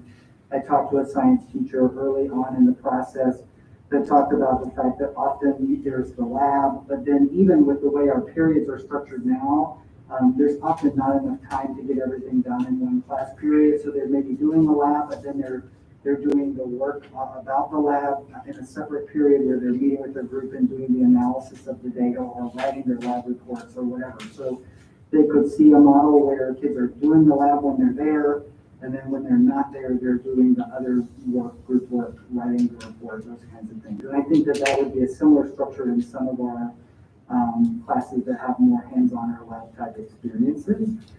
So those could go ahead. I think until we have the new technology tools, we will be using what we have now, which is basically Chromebooks and teacher laptops to try to Zoom students into the classroom. Now we'll be able to project maybe the classroom groups on the screen, but until we get the OWL cameras, we won't have that functionality in the classroom. And then what's the teacher to student ratio with the three types of groupings? Will it be consistent with what it's been historically, or? Yeah, so all of our class sizes at the high school were created under the assumption that we could have all of those students back in person at some point during the school year. So it's that typical 24 to 27 range is my understanding, except for physical education, which has larger class sizes. Of course, for most of our classrooms, the social distancing limits only allow 13, 14 kids in the room at a time. Some even fewer than that. Some of our bigger rooms can of course hold more. So that's how they're structured, so that we could have half there, and then once everybody came back fully, it would be regular class. Okay. And I guess just I'm sure I'll have more, but the final follow-up for the moment. I guess I'm just curious, with the technology, why was there an opportunity to order some of these technology resources in August, for example? I would say the answer to that question is no. Because, yes, there was the opportunity to order in August, but would we have had it any sooner? I don't know that would be the case. I think we've seen like Chromebooks that we ordered last spring are still not in. And we knew that supply issue was coming. I think the problem is there's so many schools are wanting to scale this up at the same time, and they just can't meet the demand. So could we have gotten them a little bit earlier if we had ordered them in August? It is possible, but I don't know that there's a guarantee of Okay. Thank you, Mr. McNally. Okay, so in regards to the question that Mrs. Fairgrave had in those first few weeks, just a thought back to that would be a positive. I think it gives the opportunity for the students to be in front of their instructor to ask questions. I think right now for remote students, it's difficult for them to ask questions in front of their other 27 classmates on a Chromebook, Zoom, versus when someone is studying to quietly go up and ask their instructor. So I think there's some benefit certainly without the technology already there to just be in classroom with your instructor. So that's something to think about. I guess I'm trying to understand, what will our staff and our student base be doing on our testing days for the other grades? So obviously on a day where all freshmen are being tested for PSAT, it will, you'll have some staff working those classrooms with freshmen, and then the rest of the student base has that day off, is that right? asynchronous learning. And then will your staff have the availability for any professional learning that day, or will they all be utilizing testing? So that's a great question. I think Ms. Christensen might can speak to the actual time schedule on those days, but we did talk about that this morning, that in the afternoons on testing days, there will be some time for PLCs and departments to meet for most staff members. I think the other thing too that we have to understand is that this testing environment is different than what we've been able to do in the past because of all the social distancing requirements. It takes significantly more staff members to administer these assessments because we have to have students in smaller groups. We also have to have multiple staff members supervising and proctoring at the same time in classrooms. So it just takes so many more people. It's going to take almost the entire faculty just to do the assessment in the morning. And then in the afternoon, we of course would dedicate the rest of the day. I think the testing is around 12:30, 12:50, something like that. The rest of the day, then staff could be meeting to do something. Okay. And did you want to add anything? Yeah. Do you want to talk about the schedule at all? For the senior testing, all testing begins at 7:30, and the seniors will end at 12:45, and buses will run at 1, and that is due to the essay component to the SAT. Okay. And then for the other 3 levels for the PSAT, testing will end between 12:15 and 12:30, again, because it doesn't have the essay component, and their buses might run a bit earlier, like around 12:30, 12:45. Almost, as Dr. Pearson talked about, all hands are on deck at both high schools because we need more rooms and more proctors because rooms can only hold half as many students. So that's double the need for our proctors and staff to supervise. And so they'll be, proctoring the test until 12:30, 12:45, have their lunch, which is 30 minutes, and then they'll have roughly between, depending on the day, 1 to 2:41 or 1:30 to 2:41 to be working in PLCs or to be planning or to have some professional learning. Okay, so there's a little bit of opportunity on those days. And then in regards to attendance, have we decided how we're gonna utilize, what are we doing for attendance for our students that day? Will they just do like an attendance survey in the morning like we did last spring? So on these asynchronous days, they're not really assigned to anyone. So on an asynchronous day, they would be independently working and there would not be an official attendance for them, but they would have, that they would be, the teacher would be responding to and would be incorporating the next day of instruction. Okay, I wasn't sure if we're doing any attendance on asynchronous. We're not. Okay, let's not tell them. Nobody tell them. Exactly. All the parents in the room, shush. Okay, so I wanted to clarify or go back to, and I apologize, I think it was page 9 for you guys. The slide that Mr. Lundquist went through with the time periods. Yeah, that one, thank you.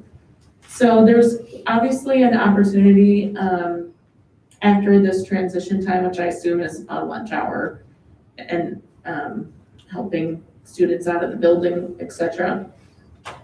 For office hours for remote assistance. I'm wondering, where is there an opportunity for in-person students to meet with their teachers should they need before or after school help in the traditional manner? How would they do that? Or would they overlap, or how does that work? Sorry, I'm eating in the middle of this. I think the intention is that any student would be able to access a teacher, and it's designated by class period so that class teachers or students weren't competing for each other's time. So it was designated for period 1, 2, 3, 4, et cetera. So any student can access that, but that would be a time where a remote student would have access to the teacher without all of the other students necessarily in the same classroom at the same time. Right, and I appreciate that, but say you have a student that has extra need, and so a lot of times a teacher would say, come before or after my hours. So if you have a student though that is done at 12:15, would they have to stay in the building then till 2:30 to see their teacher?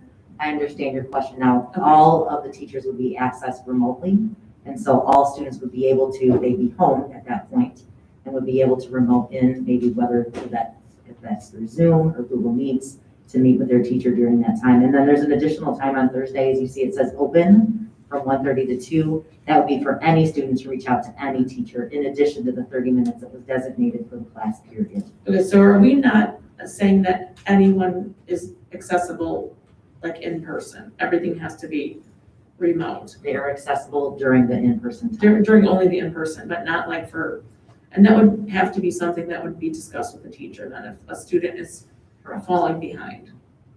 I just think that there's probably a number of students out there who are remote, maybe might stay remote or might go in person that need additional help. I'm trying to help navigate how would they figure that out with the new timeline. So, And I just want to double check, we also still have like math lab and writing lab and some of those things in the schedule, is that true or no? Yes. So there are some opportunities to get the help in the schedule day as well, if they get a pass Okay. from their teacher to go. to go to those base services, okay. Can I just jump in on this, because when you had made that comment, I'm in agreement with the fact there's a benefit to in-person, the ability, logistically, again, I'm doing this every day, logistically, it's difficult for a student online. Remember, they're this big, and that's only if they turn their camera on, do you even see their face. You can't tell, you can't interact, so they have to have some way, and those kids kid who doesn't even want to turn his camera on, maybe the kid who doesn't want to call out in class either, certainly not online. And so we have to have a way for those students to be able to access their teachers in some way in an environment that's comfortable for the students. So it sounds like the math labs and writing labs are going to be, and I hope that's adequate time for that purpose. And I want students to be able to know they can utilize that time. So just to clarify again, so those office hours that are listed on Tuesday through Friday, any student, whether they're remote or on hybrid, they are eligible to take advantage of those hours? That is correct. Okay. But they access their instructor remotely, not in Remotely, person. virtually, or they also could with through a phone call, but yes. Yeah, right. Okay. Right, I think those are my, like specific questions. I wanted to, I was going to address maybe what our expectations were in general of the timeline, but I'm gonna put that on hold and let everyone ask their specific questions. Thank you. Did you have any, okay, I know that I'm certain there are a couple questions over here.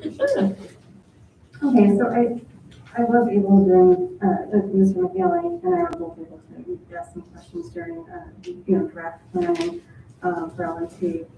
So I got some of those answered, but I will ask them again just so everyone else can hear what those answers are, to give some good information. Before I do that, though, I do want to say that I know there is concern regarding content and delivery of that content. And I live and breathe content for my career, so I understand that. However, I think there are some very real concerning things that are happening within our community for our adolescents regarding their social and emotional health. And I think that the risk of those things from information that I have gained from talking to other parents and hearing the stories and knowing that our suicide rate is up in this country for our adolescents, there's some real danger out there for them not to be in front of the place that's the safest for them, which is school. I wanted to say that because I know, I understand, as an educator myself, as someone who deals in curriculum instruction all day long, that content part is real for teachers. But we are, I think, as a community saying, it's okay. You're going to be brand new, and just to use the juggling reference, it's okay if you can't ride a bicycle and juggle at the same time right now. But our kids really need you just to be there, to see your faces and for you to see them. So I think that, I just want people to keep that in mind. Not everybody has a high schooler and is kind of seeing what's going on in real time. But being in person, and to answer the timeline question, my timeline has not changed on it. So to get back to some detail, I did want to ask about one of the health and safety bullet points says that to maintain physical distance of 6 feet throughout the campus. And I know our high schools are really high schoolers, and our high school, how is that going to work? What are some of the things, extra things you're going to put into place? So a couple of things. One is not serving lunch is a huge help. Because that is one of the hiccups that many places are facing in trying to make an in-person plan work. We are limited to 50 people in a space, people are not wearing masks, they have to be all spaced out. It's very difficult to manage that. So doing the grab-and-go lunch is one of the advantages to this plan for us, at least in the short term, to be able to get school started and not have to worry about that detail. I think the other thing the high schools are talking about is just how we're going to do transition in the building. I think there's some discussion about creating one-way hallways in the school so that people are going in one direction. Just like when we're out in public, kids are gonna have to kind of monitor their 6 feet. I have been around some high school students over the last couple of months, even at the school building, and it's hard to do that. So the mask is going to be really important. We want to make sure it's a short period of time, as short a period of time as possible. And we'll just have to continue to do those reminders. If you look in the middle school hallways, we have markers up in the hallway that kind of visually show people what 6 feet, how far apart 6 feet is in the hallway. So that helps a little bit, but it takes everybody kind of thinking about it and doing it. And where it really becomes a problem is when there's a COVID case.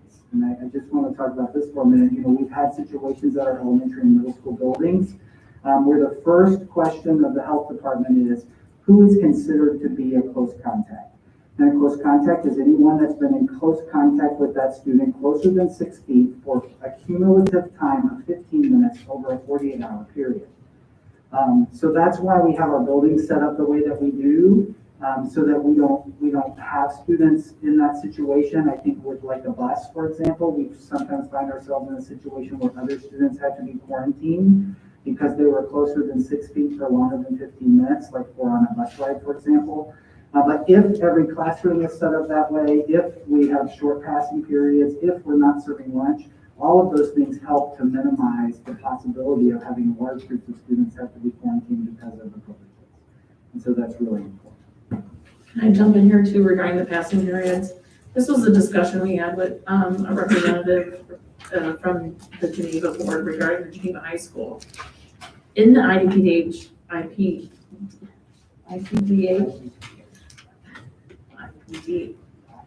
Department of Public Health, IDPH, sorry, guidelines, they talked about actually the passing periods do not count towards that max of 15 minutes. Is what we read in the guidelines. So, because they're imagining passing, but then there was a large discussion about what if you're all going in the same direction. So, to be careful, that's why schools are doing what they're doing, but it's not actually part of that passing period. It's not part of that 15 minutes. So, it's kind of 6 of one, half dozen the other of another. But if that helps explain things, as clear as mud. But that's what Geneva used as a guideline when they set up their high school setup. Another question that I had was looking at the instructional model with, the full remote and hybrid A and B in different locations. Will the full remote students remain separate as they are, or will there be a change to their mode or their teachers or their schedule at any point? Is there anything that will happen with that? So right now, for the rest of this semester, students are going to stay in the same classes as they currently are assigned.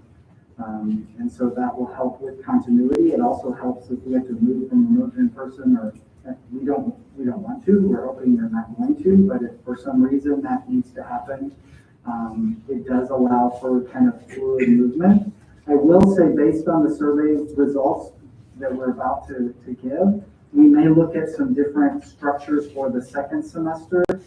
If there are large enough groups of students that are fully remote, for example, in a subject area, especially in core content areas, we may look at putting all of them in a remote section of a course, because that helps them with managing the modalities of multiple groups. So it depends on, high schoolers are used to changing a schedule that semester, especially for elective kinds of courses. So we certainly will look at it. Are there any benefits to students and instruction to reshuffling a little bit for the second semester in the courses? But for the rest of the semester, everyone stayed in their current class. So I also had a question about the synchronous instruction versus asynchronous instruction. And there's some great examples that were given about how the structure of a class can run. Are there minimum amounts of time, or is there some sort of way that we're making sure that some level of consistency is met with that? And if so, what might that be? Should we something to expect? I've seen a variety of things, and some of them ranging from a very short amount of time. I guess as a parent, I'm not sure what to expect from instruction for synchronous versus asynchronous during those 70-minute periods. So there are minimum guidelines in our remote learning plan for the number of minutes of synchronous instruction each week, and I can have Dr. Herman talk about that in a minute. But I also think it's important at the high school that we realize that it's going to be wildly variable depending on what the course is. So I keep using VEI as an example because it's a concrete model that I know. So VEI is Virtual Enterprise International. It's one of our business courses. In VEI, students work in project teams based on their the different functions of a business. So there's a human resources team, and there's the C-suite meets, and the accounting office meets. And once the school year starts, they're running a virtual business. And in that course, it may be that every time they're meeting, they're all meeting with their group, on Zoom, because basically the teacher is moving and facilitating those different teams. They're popping in to meet with the group maybe, but there will be synchronous and asynchronous students that are assigned across those groups. That could be very different than a social studies class that might be having a facilitated discussion about something that they've read, where the teacher is providing the facilitation for the entire class period. Or as pretty much using a teacher-directed or facilitation model. So I think we have to realize that depending on the course and the subject, that it should look different. But we do have minimum guidelines for synchronous instruction that we're trying to follow based on the AC guidance.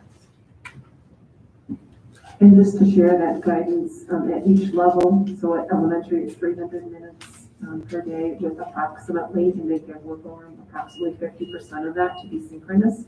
And it's that same ratio. So at the high school level, it's between 40 and 50 minutes per day per class, and approximately 50% of that would be your target for synchronous and asynchronous learning.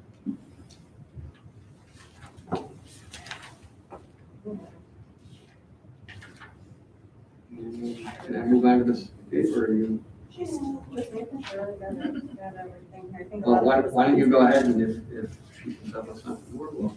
I actually don't have too many questions, but first of all, I want to thank you all. We did give you a mandate, and as we all know, you did an amazing job. I'm very proud to be part of this district. It is really hard. People who have children are going to advocate all the way. We talk about mama bears, we talk about how the most important person in your life you're going to advocate for, and we've heard that they want their kids in front of you. That speaks highly for what we provide our kids.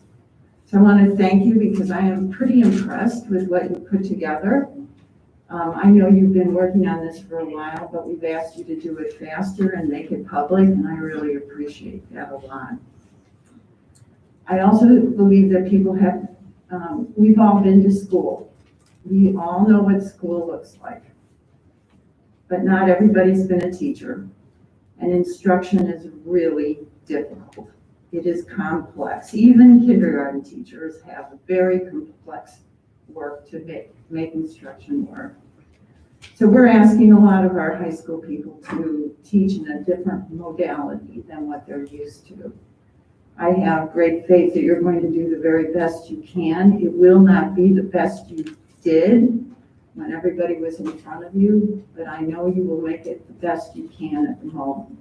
I think this board should and will support you with whatever we can financially and time-wise so that you can do the best work in planning. My questions have to do with planning and for instruction, if there's anything more that we could add to give, because that collaboration piece is so important. I also believe very strongly about feedback to teachers so they know how their instruction is coming across, and that requires collaboration as well. So I really don't have very many questions. A lot of the pieces are still on the board, but I just really wanted to thank you all for the hard work here. And we're going to ask you to do even harder work as you put kids in front of you. What I learned last week was the kids want to be at school. I wasn't quite sure that all high schoolers do, but I think we've learned very quickly that that is important, and I think we're hearing that our families are, and I think Mrs. Barker said it really well, people are worried about their kids' social, emotional, and teachers have a huge impact on that. So bravo to D303 and to all of you for the work you've done. It won't be perfect, and we're going to lose instructional time, and I can bet that you'll get complaints, but I think in the long run, this is going to be the best thing we could do for our kids. I know high schools that are nowhere near what we put together, so I really don't have questions. Ms. Barker, you have more? I found more. Okay, great. I do, this is my favorite, you do. I'm hoping that I have several myself, so I'm hoping some of yours overlap mine. Okay, maybe. I was wondering, as I was watching, and we're talking about OWL, and I don't know that everybody in the audience or everybody sitting here is familiar with OWL and what it can do, what it looks like in the classroom. Is it not, the people might be thinking just a camera. It has some special features. Do we have any way of maybe showing that at all, or? I think we could show it more effectively on Thursday when we bring it forward for approval. Wonderful. No, yeah, that'd be great. What other things are we doing about some of the tech issues that students were having about not being able to be on a synchronous meeting and then do the work while they're on the synchronous meeting? There was a lot of concern about that. Has there been any thought to some problem solving around that piece? So Mr. Smith can speak to it in great technical detail, so we'll let him do that in just a minute, but I'm going to speak in generality. So one of the primary issues was related to the chip in some of our Chromebook models. Actually, this one right here, this Dell, has a processor problem related to Google Meets in particular, and the speed at which it processes streaming video. Which if you've got a lot going on in a meet, you could very quickly utilize that at a high level. So we do have new Chromebooks on order that are going to be part of the replacement cycle. Our typical replacement cycle, we would have normally gotten them in July. It's my understanding our first shipment of those 400 of those is coming within the week or so. So as we start to get those new devices, that will take care of some of the issues. We also are now fully operational with Zoom, which was another challenge. Google Meets was not always the right tool for some classrooms, and we did finally get our district licenses for that, and it's working now. So that's helped as well. So as we become aware of some of these challenges that would have been impossible to know, not trying to do this on the scale that we're doing it, we are addressing them as much as possible. And Mr. Smith, I don't know if you want to speak greater detail. I'm not sure about more detail, but I think I know how to use it. maybe not so much greater detail, but in the meantime, we've tried to share information on how they could better mitigate the situation that they're running into. Wherever possible, working in smaller groups, not having so many video streams, 25 students live at one time. Because you do that, the processing power is really failing on the devices. So wherever possible, smaller groups, turning cameras off, making it not a grid view, which I know everyone wants it to be a grid view, but it's just not performing well in those situations. Along with that, we're working with Google closely with our engineering team to actually help them identify that this is an issue. The first it was, they're going to blame things like extensions or other possibilities, but we help them see through log files and different working with them that there is a problem that they're working on. There are older versions of the Chrome OS that don't have this issue, but the problem we have is we cannot revert back to those because assessments, software, all sorts of things that then not work at all.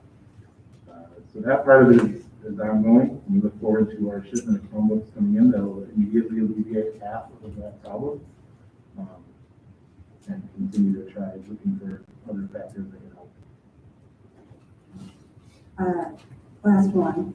I know we had an outpouring of support from parents, a group of parents who said they'll do anything to help out. Will parents be able to support classrooms as those classroom monitors?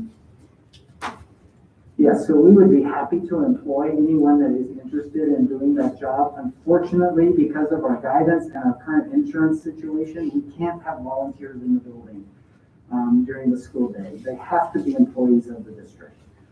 So if we're going to need to hire a large number of people. So if you are a parent who is looking for something to do and would like to come in and work in the building and help with some of this monitoring, we would be happy to talk with you about that. But they do need to be an employee. So just as a follow-up to that, what does our pipeline for staffing look like? As far as getting this posted and getting these positions hired, yeah, we want to get on it ASAP. So after this conversation tonight, we'll be doing some final analysis of the schedule to understand where those gaps are. We do have the possibility of having some people help with supervision in the building.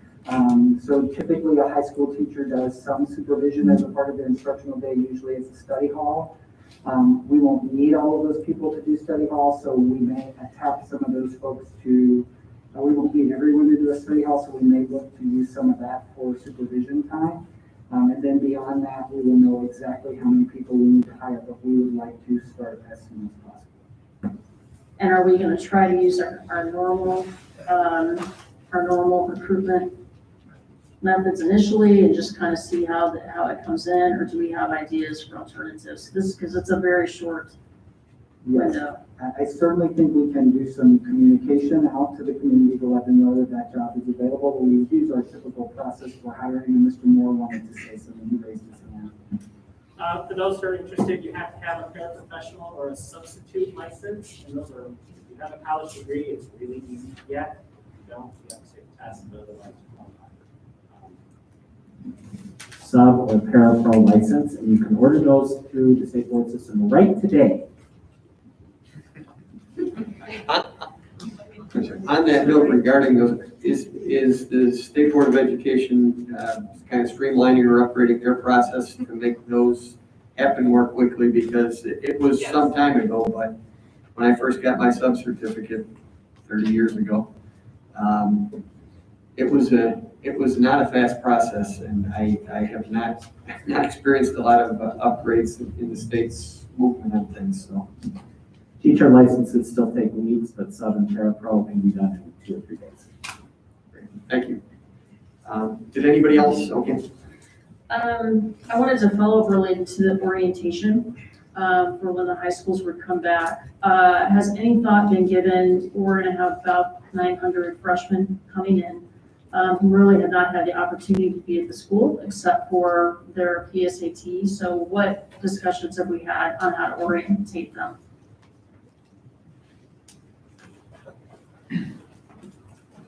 We're going to buy more microphones. We've been early midnight. So we've been in conversations about looking at leveraging the time after the October 6th PSAT date and looking to see if there are opportunities to have students walking around the building in small groups, maybe accompanied by some of our student guides. So we started those preliminary conversations last week.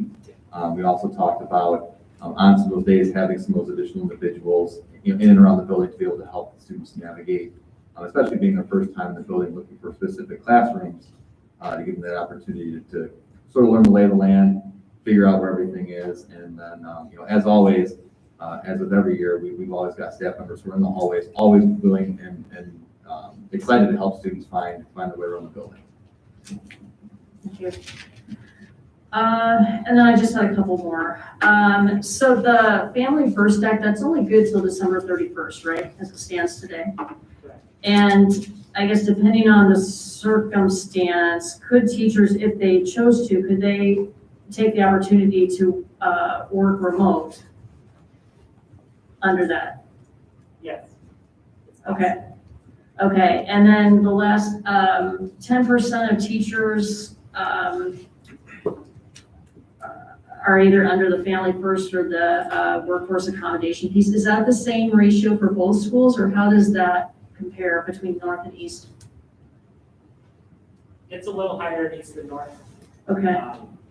The proportion is a little higher in East. It's not overwhelming. Could you repeat his answer? I don't think people hear it. Yeah, that, without a microphone, I don't think it's gonna get picked up, so. Not somebody worrying.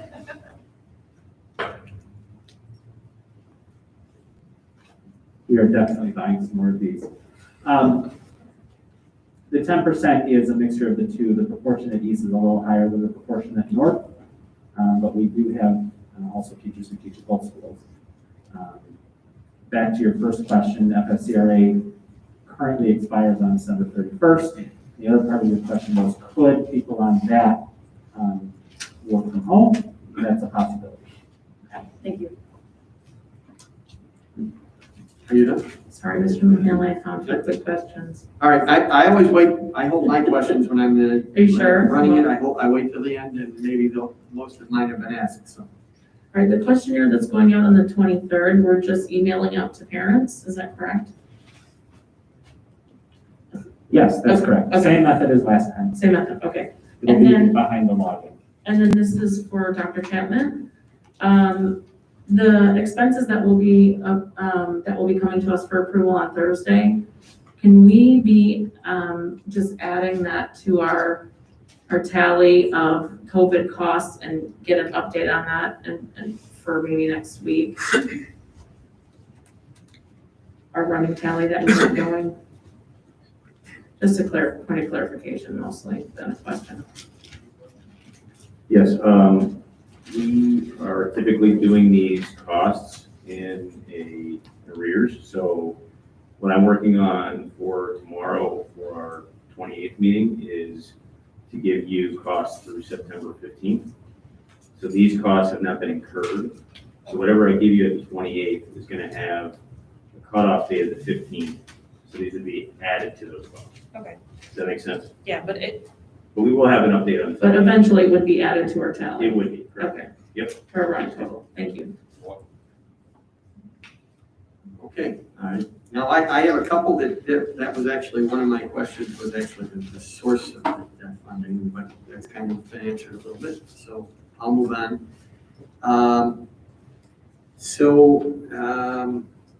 I had spoken with Dr. Pearson about this earlier today, so I think I kind of know the answer, but we have some personnel who are not, and non-teaching personnel. And this is specifically, I think, more about elementary, but it kind of relates to high school. Elementary and like middle school teens and things, they are now going to be essentially going to work in the high school to alleviate some of the. Yeah, so we've been fortunate since the start of the school year to have some of our high school support staff, our dean's assistants in particular, have been helping at the elementary school. And some of them have found that they love elementary, but we are going to need them back at the high school when the high school students return in person. So they'll be coming back to the high school. Behind that though, we had already budgeted an additional teaching assistant. It actually was, what is the title, Ms. Geyer? Student support interventionist. Student support interventionist, which is a teaching assistant for that role. And we had budgeted for that already prior to the COVID emergency.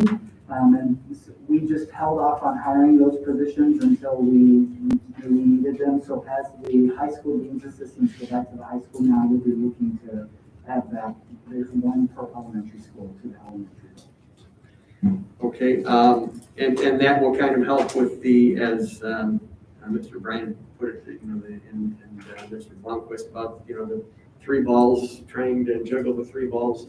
We can use those and potentially some of these other aids in the classroom to kind of help alleviate part of that, that attention that the teachers have to have, directed perhaps to help monitor what's going on with the online work. I believe that everybody in the building is going to do everything they can to try to help with that. So yes, these folks will be able to help. And I understand, I just had a question about the second, but I understand why the timing of this is. I know it's unfortunate. Some think it's too early, some think it's too late. And so, but I understand the reason behind the timing. I'm just looking at my other. Just for my part, I just mostly wanted to say I want, as far as any changes we're going to go through, and it sounds like the plan includes this, that there's going to be no real change in, no substantive change, at least in the students' classes, in their schedule, in their teacher, in their classmates, at least not until semester. So that we're at least, even though we're changing the modality, the consistency where possible will be there. The only concern I have, and this is kind of the overarching concern I think that everybody probably has or should have, and that is that we've got a lot of things done here, but unfortunately, we are not the final arbiter of this at all times. The state does have final say as to whether or not we are going to move back into some different phase. And if that happens, of course, a lot of this can't occur, am I correct? Yeah, I mean, at any point, the state could decide to ask us to move back in a phase. Fortunately, King County has done relatively well over the past few weeks and months. I think the one piece that's uncertain is what the fall will look like as regular flu season comes on board, and whether or not that impacts infection rates and those kinds of things. So it's something that we'll have to continue to monitor. The nice thing about this particular plan is it does allow flexible movement between the modalities if we have to do that, and the teachers and students are consistent. And it'll minimize that disruption. And it was probably, if there was one concern that was expressed to me the most by people who contacted me, that was it. As much consistency as possible, because that's important for kids. I would just encourage people to, in addition to, people have shown up here, we have state representatives that probably need to hear from us too, to let the state representatives know that, hey, we don't want any more restrictions, that this is difficult enough. And you talk about people trying to juggle 3 balls, that's what you're making all the school districts do. The other concern that I have, another overarching concern is, and there's again nothing the district can do about it, but again for the state, is that Illinois versus other states when it comes to things like standardized testing, if our modalities of education are not equal to those of other states, that's putting our students in the entire state, not this district, but the entire state, at a disadvantage on standardized testing and therefore college admissions.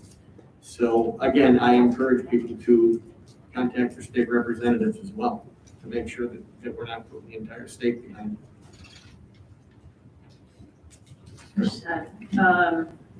More of a process question, I guess. So now that we have listened to the plan, what are the next steps in terms of, well, I don't know. I need to be educated on the protocol. So does this just move forward? Does the board vote? I don't know what the process is.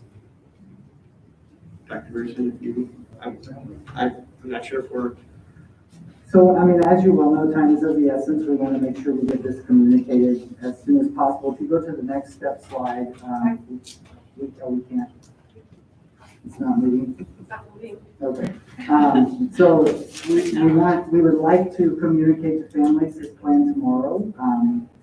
If the board has significant concerns, then we would, revisit that, but we would like them to know so they can plan.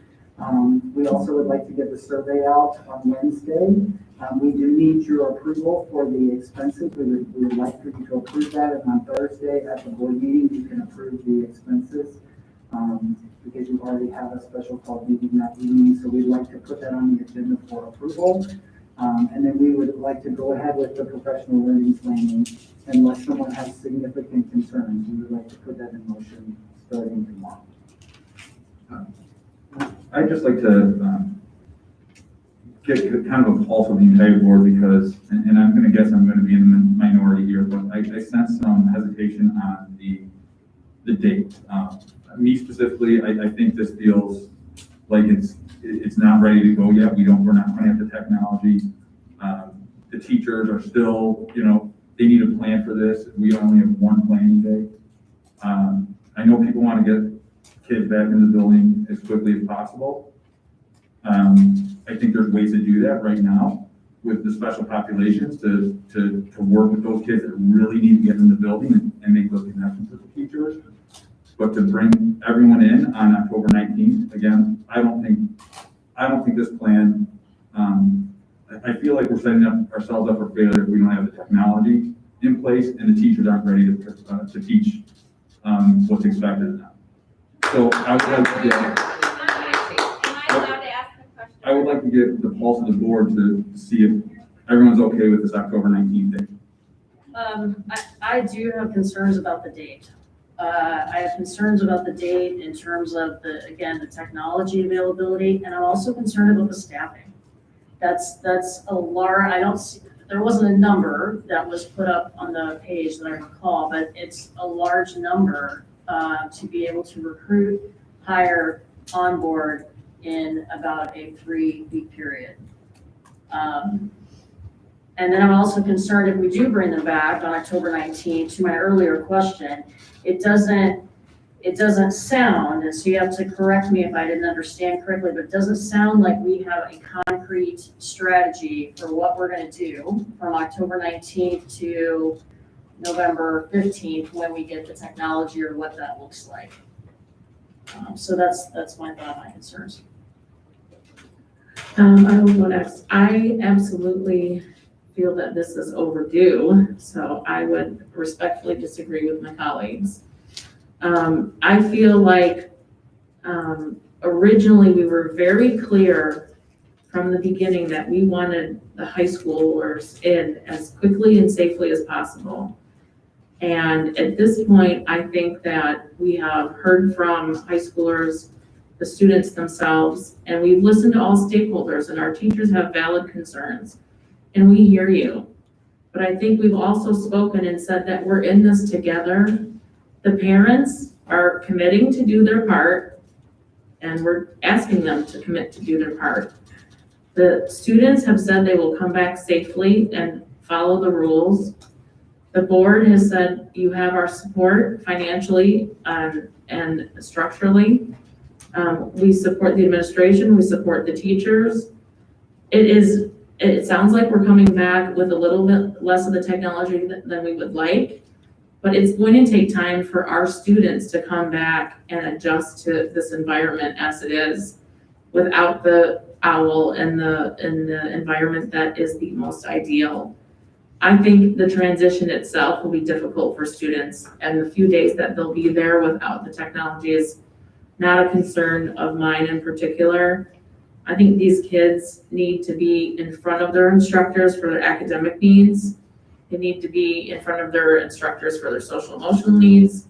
They need to have other services that are in the building. They need to be in front of their friends for social emotional needs.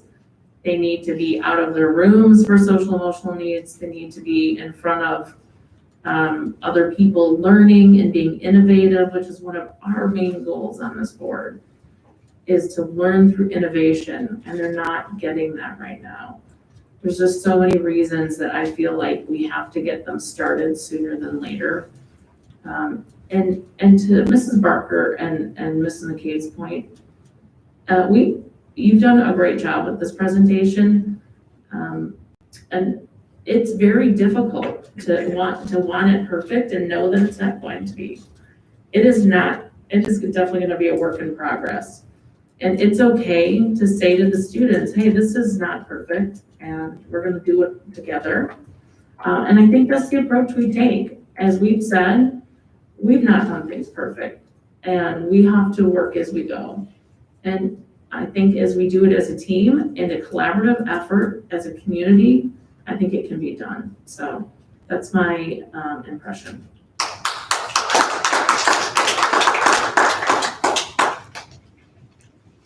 Mr. Manheim, you are up. All right. Well, first of all, I'd kind of like to echo that the presentation was worked very hard on. I know I spoke to Dr. Pearson Tuesday morning at 8 a.m. They were already starting on it, so they took the board's directives and got started on it right away. No time was wasted. You can see a lot of effort was put into it. So I think it's a good plan. I do kind of echo the comments of Mr. Bryant and Ms. Fairview about the technology piece. And if we're going to do something, we should do it right instead of 3 different things average. I don't think we do anything below average here for sure. But it does concern me. Mrs. Fairview's point of what is early November, I think that's the kind of thing that's rattling around in my head is what is that, and could it still be delayed? Dr. Pearson mentioned the Chromebooks. You know, we thought we'd already have those, we still don't have them. So I guess the question is, early November, I do think we need that technology to be successful in this endeavor, but it also does worry me, will we still have it in December? Well, how long does it keep getting pushed off? So I think there's that little, and no one really knows that, so I think that's hard for us to figure out and go forward, but I do agree that I think that having that technology piece in the classroom is very important to help the teachers be successful. And I think that's what we're on the board for, is to help them be successful to teach our students. So that's my concern. I think they like the plan. The technology piece concerns me that they need that to be successful. Did you guys want to go, or do you want me to just? You can go. Okay. You can go, whatever you want. I will we'll follow in order here. So I will, I understand we need time to adjust. That's something that's going to be an issue. I think the students don't need time to adjust in the building as well. So I think the students, you know, when they come into the building, if we're not using that tech on the first day, they're meeting their teachers, they're meeting their classmates in person and knowing who those classmates are. They're doing all that stuff really for the first time in person. And it's almost like an orientation period that they're going to probably need to adjust. I do have the concern that, I'm not concerned that the tech will not be there the day they walk in, because I understand that's something that is kind of beyond our control.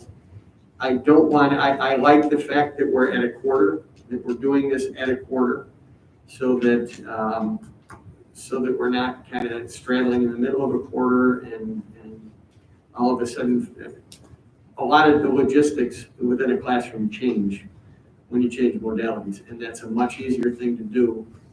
It's never easy, it's a much easier thing to do when you're doing it at a quarter time, where you're essentially you're starting with a clean slate in your grade book.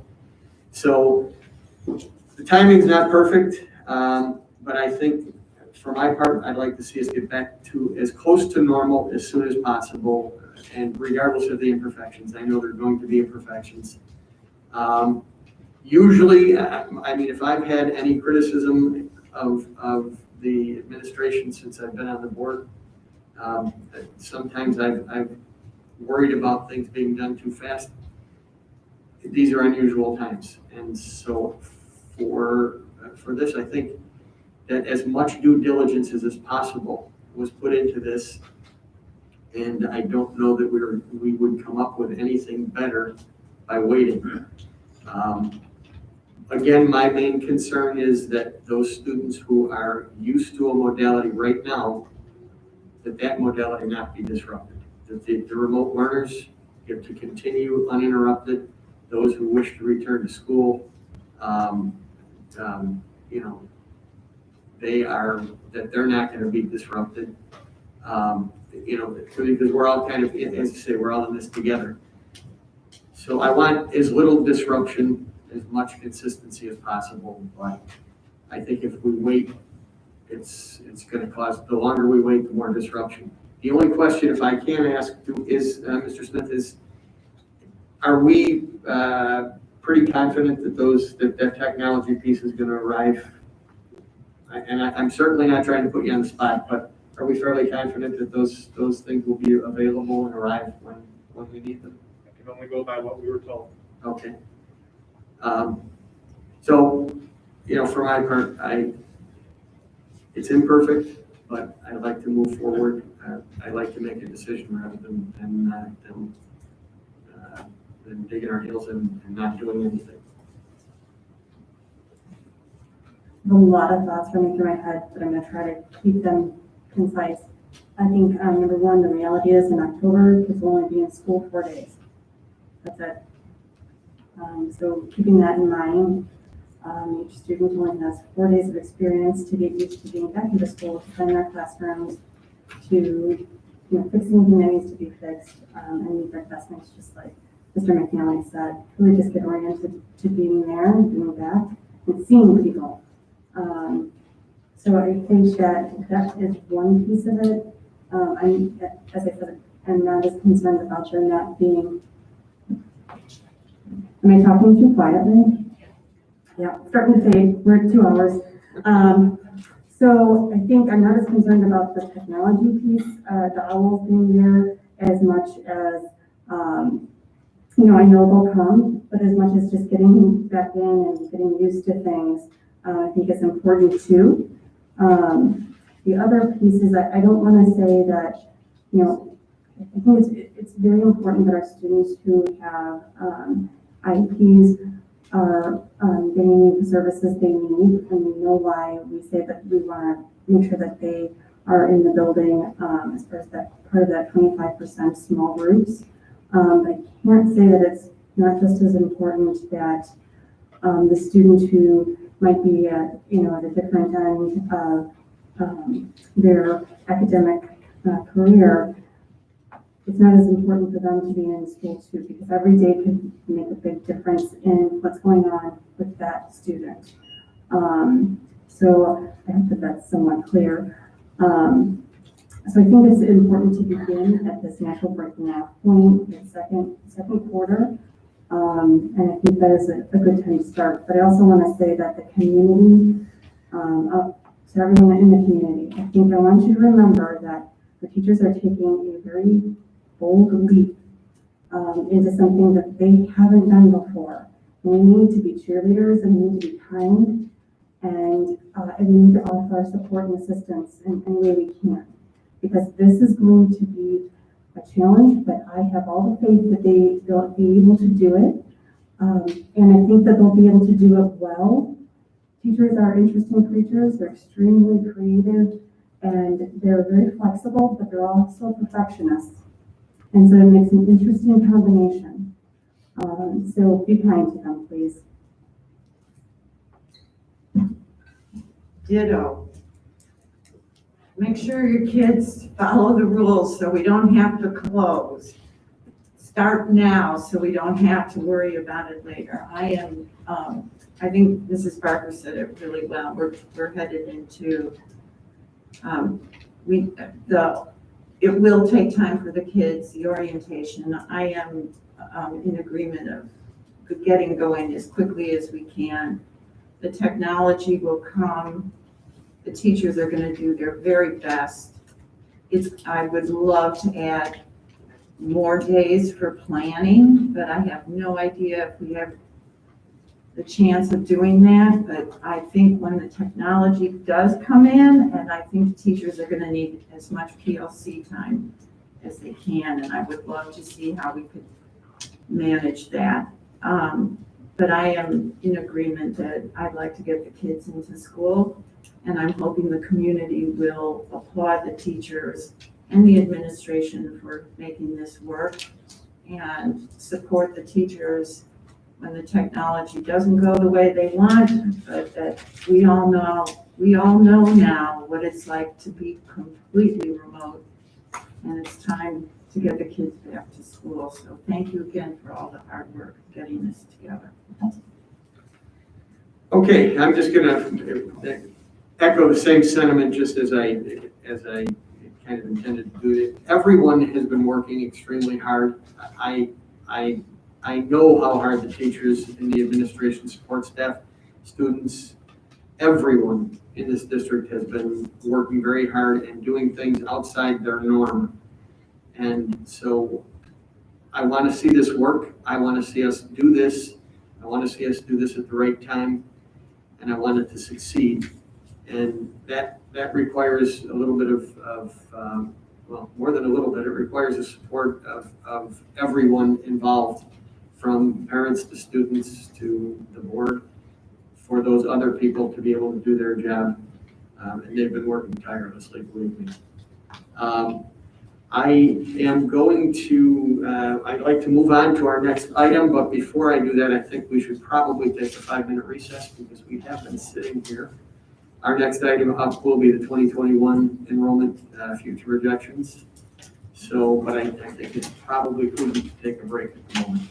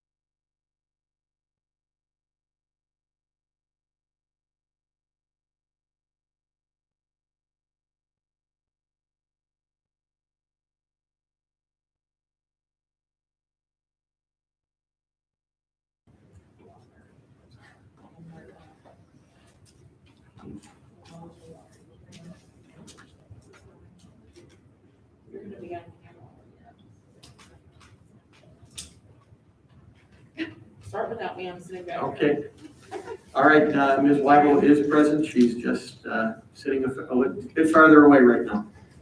So we are going to resume. And our topic now is the 2020-2021 enrollment and future projections. Good evening, everyone. I am Jan Geyer, and I'm here with Mr. Dufault and Mr. Moore to bring to you the 2021 enrollment and then our projections. The presentation tonight is aligned to the policy, facility management, and building programs with the focus on enrollment trends.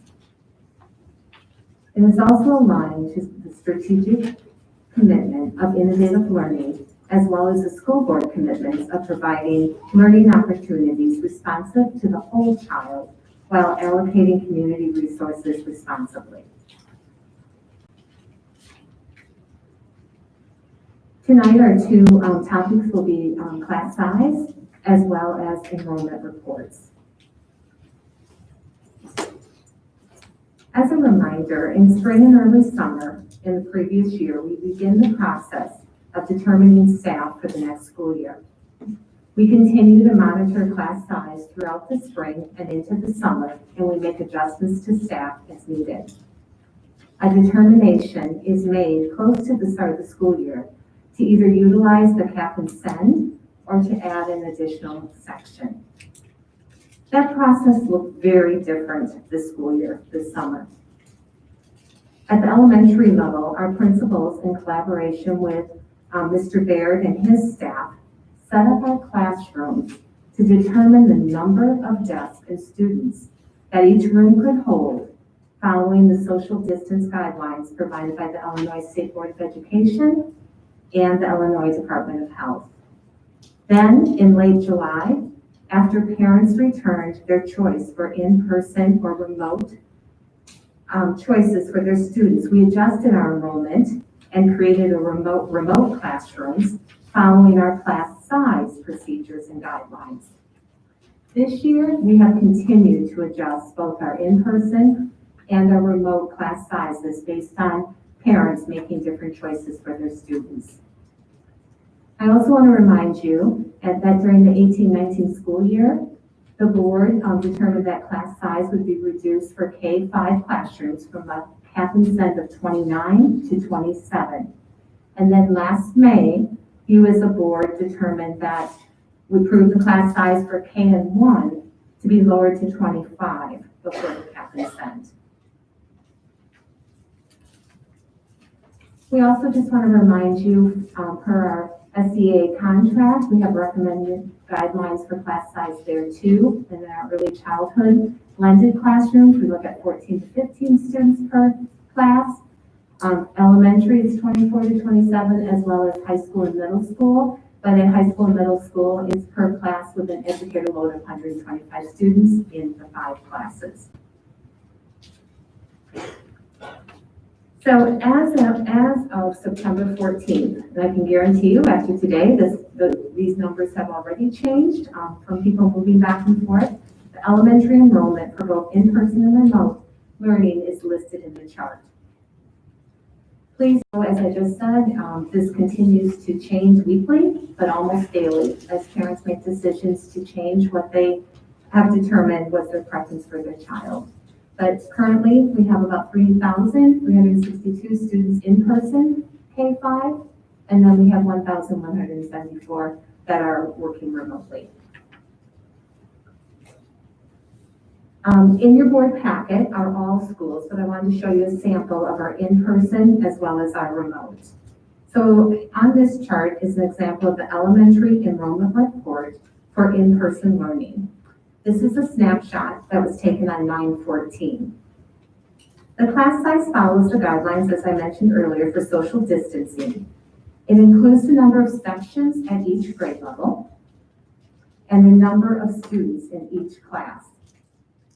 As a reminder for this school year, all kindergarten classes are half-day sections. So you'll notice on this chart, at Coron, there are 3 AM sections of kindergarten and 2 PMs. And then at first grade, you can see we have 1, 2, 3, 4, 5 sections and so on down, for a total of 373 in person. You will notice that there can be some classrooms with less students at a grade level. The reason for this is because we may have a special program at that building, and we had to be very careful that we had enough seats in that classroom for children to mainstream in and still continue to social distance.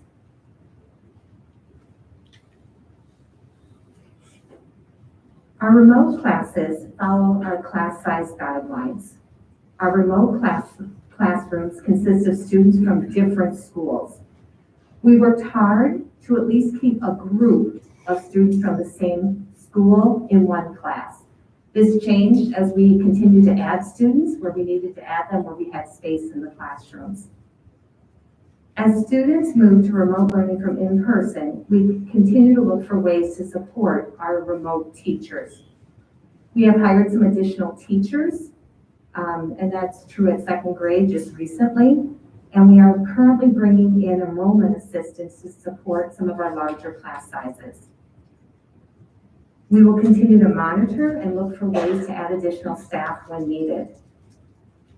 Also, earlier you talked a little bit about some of the technology issues that we've been having. And so one of the things we have done there is we have looked at providing professional learning to our remote teachers so that they have a better way to meet with small groups of students online at a time so that they then don't have so many issues with that. And we're also adding Zoom and providing professional learning for our teachers to how to use that successfully too. Another piece that we put in place is we've taken using our teachers as the models. We have some teachers who have really come to figure this out really well on how to use the small group. So we're using their classrooms as samples as we model for the other teachers. Again, these numbers change on a daily basis as parents change their choices for their child. We've had requests from parents to move back to in-person. We've honored those requests when space in the classroom is available and we can still continue the social distancing that we're bound to keep. I also wanted to share with you with early childhood. We offer both in-person and remote learning experiences for all 3 groups of our early childhood in both a blended and self-contained model. You'll notice we currently have 78 students with special education needs, 53 in person and 25 remote. Our community-based tuition preschool, we have 47 students with 41 in person and 5 remote. And then our preschool for all, which is the grant that we write for students who are at risk. And at that point, right now, we have 39 are in person and 13 are remote for a total of 52. Just to give you a little from last year to this year, we are currently on track with the number of special education students that we have at this time of year, about 10 off, but we also had 8 families who chose not to begin their children in early childhood who have special education needs. At our community base, we're much lower there. We have about 100 different. We did have 25 families who were coming up until the week before school, and then they chose not to. But we are every day getting phone calls. I think people are seeing the success that's happening in our early childhood as well as our elementary, and they are calling and starting to enroll again. Our preschool for all is somewhat a little bit lower than last year. We really believe that's because of the limited screening that we could do last spring, but we're back at it this year. We have our child and family coordinator who is busy really working at contacting those families and getting them to us in place. Okay, I'm going to turn it over to Mr. Moore. Okay, so for middle school, this is the enrollment as of last Thursday, and you'll notice that the number of remote students went up by 3 from when you saw it last Monday at board meeting. So now we're at 669 remote kids and equivalent numbers at Thompson and Redling. And keep in mind that most students come in person every other day, so the actual physical presence on the school day is roughly half the number that's listed there. For your reference, I've provided you with core area, number of sections, average class size, and largest class. You have the supporting data behind these in your packet. It's sorted by school, so middle school first. This one is Thompson. The next one is Redling. Redling has more students, so it has more sections. And then the remote school, where we put the students from both schools together to create middle school remote. For high school, our enrollments are decreased again this year compared to last year, as expected. Our projections continue to show high school enrollment declining every year. East is, as of last week, about 2266, North 1963. We expect North to stay under 2,000 indefinitely and East to continue to decline. Oh, and of course you don't see remote numbers because they're all remote right now. We didn't sort those out separately. Comment? Could somebody push the button?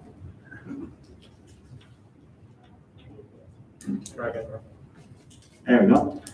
North High School, number of sections, average class size, largest class size. You'll always see that social studies has fewer sections because there are fewer graduation requirements for social studies than the other core areas. So that's a normal thing to happen.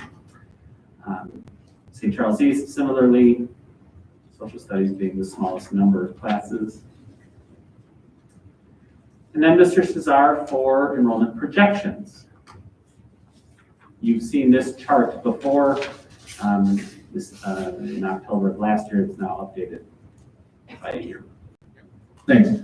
So this is the year-over-year projection. If you can imagine, this year the numbers came in very different than projections. And that's, I will tell you that that's throwing our model in a bit of a tizzy for out years. So we're trying to make accommodations for this, a little bit of an off year. Our numbers did come in tracking where they have been a little bit lower. If you look across, this is the elementary, we're going down by school. You have a number of academic rooms as designed for that building or available in that building. That's the academic capacity. That's based on 24 students times those number of rooms. And then next to that is the 2021 enrollment of the students in the school. That's as of last week. I apologize, I don't have the exact date on that when I pulled the data, but that's somewhere last week. And the next to that is the enrollment by geography. You will note that enrollment by geography is a little bit higher than the actual students. That's because we do have some outplaced students in every level. Students going to specialized schools, so the geography will tend to be a little higher. Also of a bit of an odd note, we're seeing a continued increase in the number of homeless students and the number of homeless students that persist. So that's going to make a little bit of difference in the geography of the students in the school as well. And Dave, if I could ask, you put all of the students who now are accessing remotely back at their home school or back to the school that they are zoned for. Right. Right. So when you look at the enrollment by students in school, that's the school that they would be served in under normal conditions. So as Mr. Moore said, that there's a lot of students in that number that aren't actually in the school at this time. This is the projection part of it.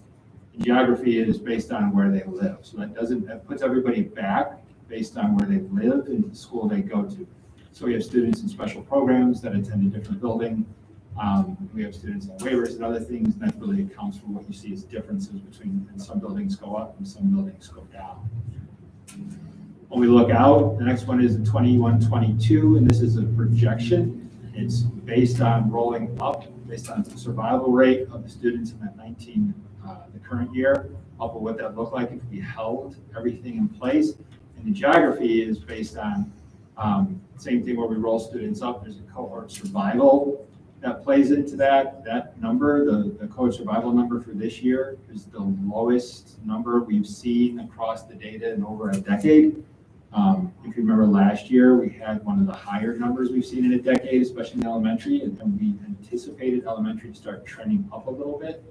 We're going to see middle and high continue to trend down. We're going to end up somewhere around 850 students at a grade level is where we see this going, if all things hold going forward. And then after that is the capacity, and it kind of follows that same pattern, where it's the capacity, the number of students simply divided by the capacity. That's the actual. That was the by geography for the current year, 2021, and then the last two ones are the expected actual or anticipated actual, and then again by geography. So we've got a couple schools trending this year. We've got Pearson up in that red area, but the reality is that's not the reality of the school based on students in remote settings and other things going on there. We do have several numbers trending up into that orange area. I told Mr. Critta, who's going to be talking about the facilities committee on Friday, I'd also note that we're seeing a lot more variability in our cohort survival rates, and we've been applying a district number that's tended to hold true for the buildings. We've had a little variance around it. We're seeing cohort survival rates in the elementaries from, like, for instance, birth to kindergarten, varying from 0.7, meaning, forgive me for saying it this way, but 0.7 students show up for every birth, to buildings that are upwards close to 2 students showing up for every birth. We haven't seen that variability like that in a long time. Backing up on that, if you remember last year, the IDPH numbers came in the summer. We talked about they were off quite a bit.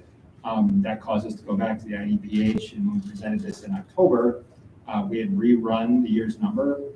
They had an error in their calculations because of that. Over the last year, we've asked them to go back and run the last 10 years of numbers on the births.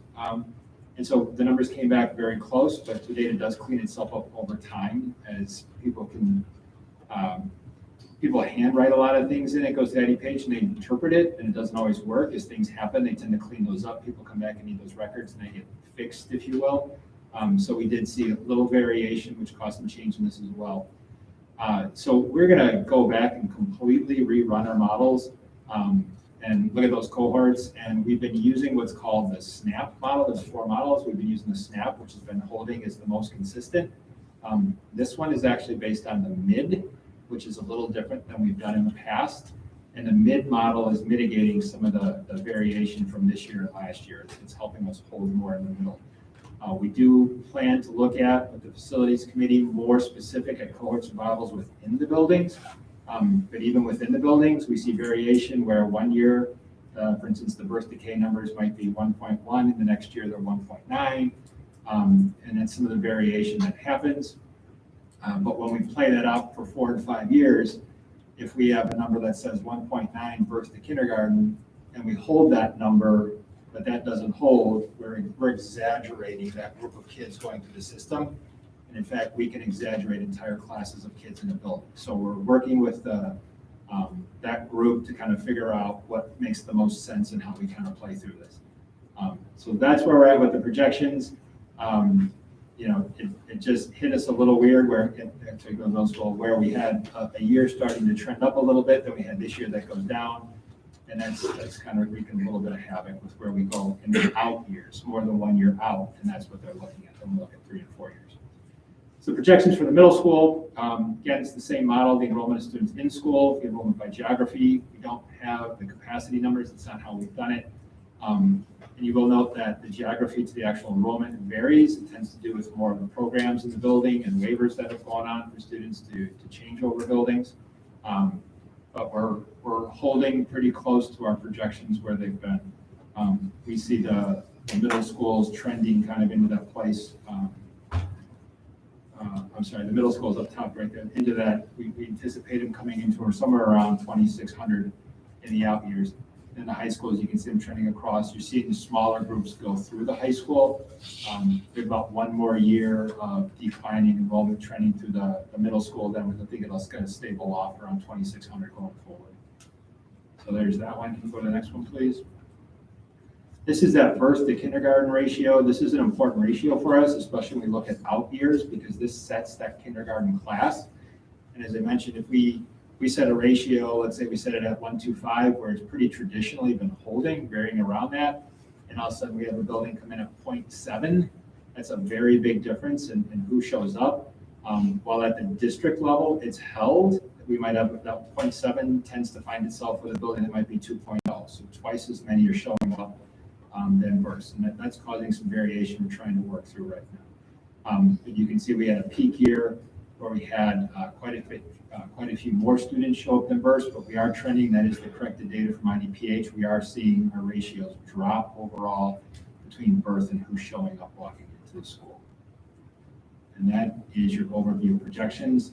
I know the facilities committee is working with us, and there'll be more with them, creating more detail with them, and we'll keep working with them as we go forward with this. Okay, thank you. Does anybody have any? There's one last slide. Oh, I'm sorry. I'm not sure, it doesn't really have anything to do with enrollment, but the last couple of years it's been part of the same presentation, so it's here. Teacher retention over the past few years, it's been very steady. If you have 1 year with a lot of retirements, then you have more separations than in other years, but it's pretty steady. I do have one quick question on that. How many retirements do we have this year? And has that changed with? So last year was a large year, which generally means this year's a smaller year. I would not be surprised if a few more people put in towards the end of the year, just they decided they want to retire. I'll look it up and send it to you.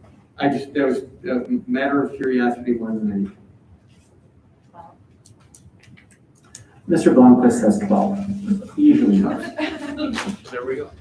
He'd be the one who would know, I think. All right, does anybody have any questions, comments, concerns?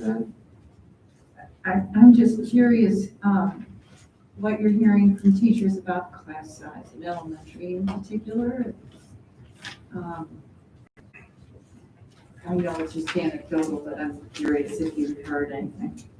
So I guess if you're talking to the teachers that are in person, of course they're loving the smaller class size. However, that being said, and Mr. Blomquist would certainly agree with me, there's also a lot of angst and tension over making sure the students are all following the protocols that are put in place.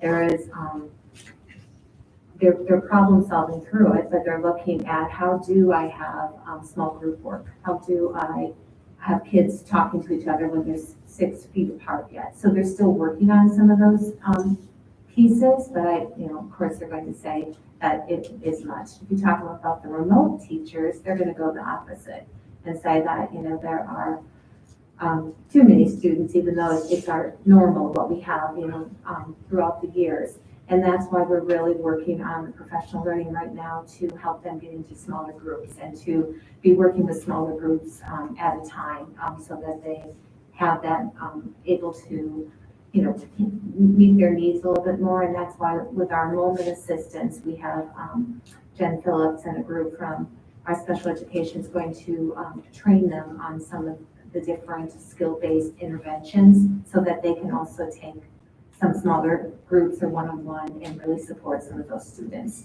I will say they're probably loving the iReady and some of the other programs and tools that you have purchased for them because they're able to have students be more personalized on their learning plan. So.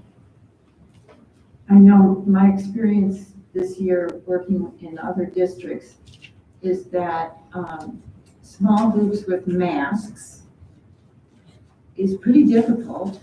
And those classes where kids were collaborating, like cooking class, things like that, has really changed the dynamic of the instruction as well as for the kids in the collaboration. I know the two personal kids I have in my family both love what's going on, but it is really different than what they had. But I was curious what you were hearing about teachers.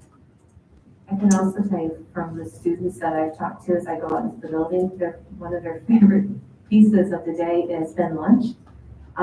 They love having the 3 people at a table and it's quieter in there. They have are able to have conversations and talk. So that's been the part that we were most concerned about. The lunchroom has really, for many of our students, been one of their favorite pieces. Muffled conversation. Does anybody, I had just one, and I understand, again, I talked with Dr. Pearson about this earlier today. One of the concerns that I had heard was remote teachers in the lower grades for 2nd, 3rd grade, having some difficulty if they have kids from multiple schools. And we have addressed that now. We have Mrs. Lickey, I understand, is going to be working and kind of overseeing that and attending to those kind of communications issues and things like that. Yes, so Mrs. Denise Lickey, who was our principal at Davis Primary School and retired at the end of last year, was gracious when we contacted her and said we need someone to really help with the communication, with supporting the classroom teachers, with being that liaison between the school that the child attends and the remote classroom. And so she's with us 2 days a week to really answer. And if you know Mrs. Lickey at all, 2 days a week is usually about 50 hours. So, we have more than that, but I believe that the teachers feel more that their voices have been heard and that they're able to have someone who is advocating for them when they have an issue and a question, as well as I'm starting to see parents are reaching out to her.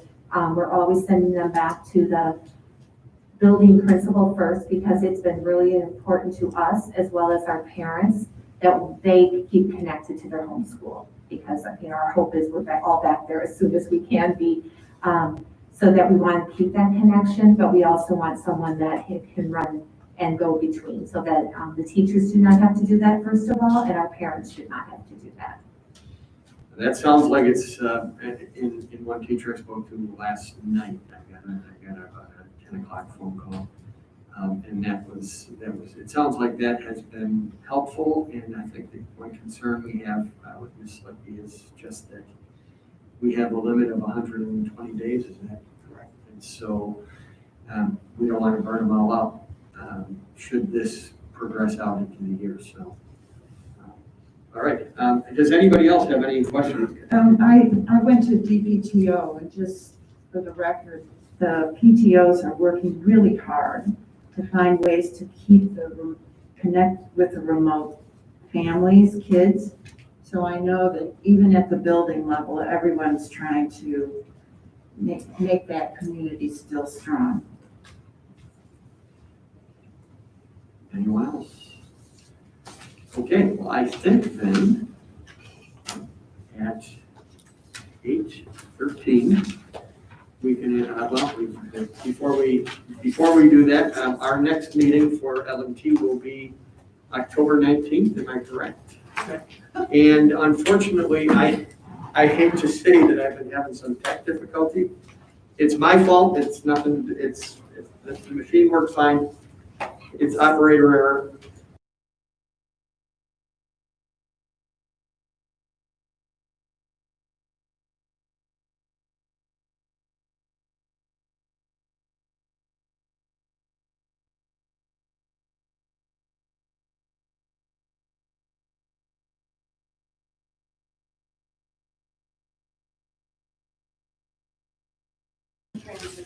Update on transitions. And the course offering book for the high school group. Course offering books, and I'm repeating this only so that it's on the system because she does not have a microphone. I almost forgot, and I apologize for that. We do have some comments for the end of the meeting, and so again, Parker, can you read the meeting comments preamble?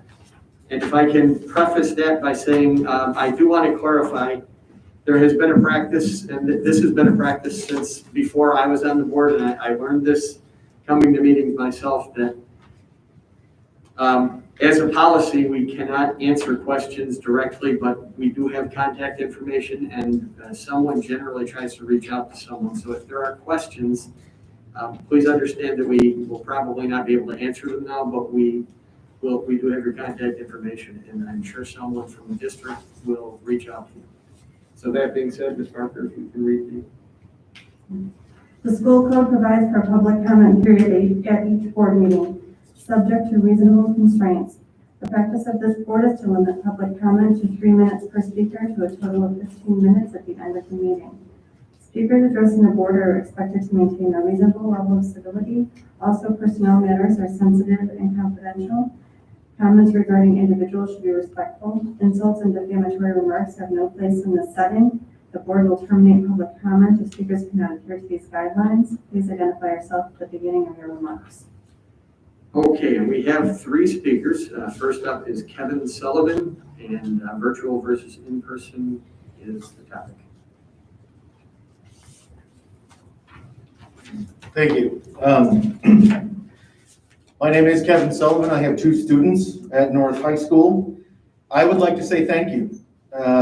I've seen you all get treated pretty rudely at times, and I want you to know that there's plenty of parents who have your back, regardless of where they stand on the reopening issue. Thank you for doing the right thing and protecting our children, the children of everyone here in your care. It is a sacred responsibility. Across the country, very loud voices are clamoring for a return to normal. And across the country where those loud voices have prevailed, sadly, some school children are paying the price. Their friends and families and teachers are sick and dying. Doctors recommend avoiding crowded indoor spaces for prolonged periods of time. A crowded indoor space is the very definition of school. Attempts at social distancing and sanitizing notwithstanding. I urge you to remain steadfast in protecting our children's health. Their emotional and mental health come second and are properly the purview of the parents.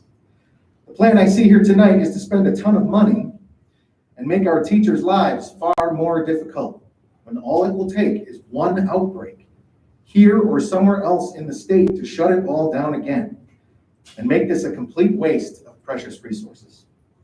I have heard nothing here tonight that would lead me to believe that reopening the schools is needed. The data shows higher engagement from the students.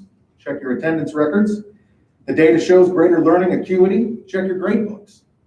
Full remote learning is working, and it is a complete success in that it is not contributing to the vector of a deadly pandemic.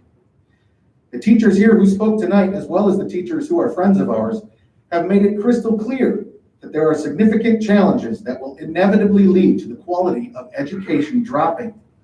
And that should be the end of the debate. You should listen to your educators. The question of getting back to normal, to me, very simple. Look around you. Do we look ready to go back to normal? Schools can go back to normal when the world goes back to normal. So again, I say, thank you. Thank you.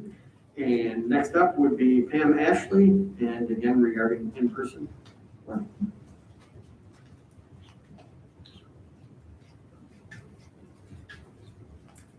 Hi, yes. I would first like to state that, yes, everybody has their choice. If you choose to keep your student remote, that's your choice.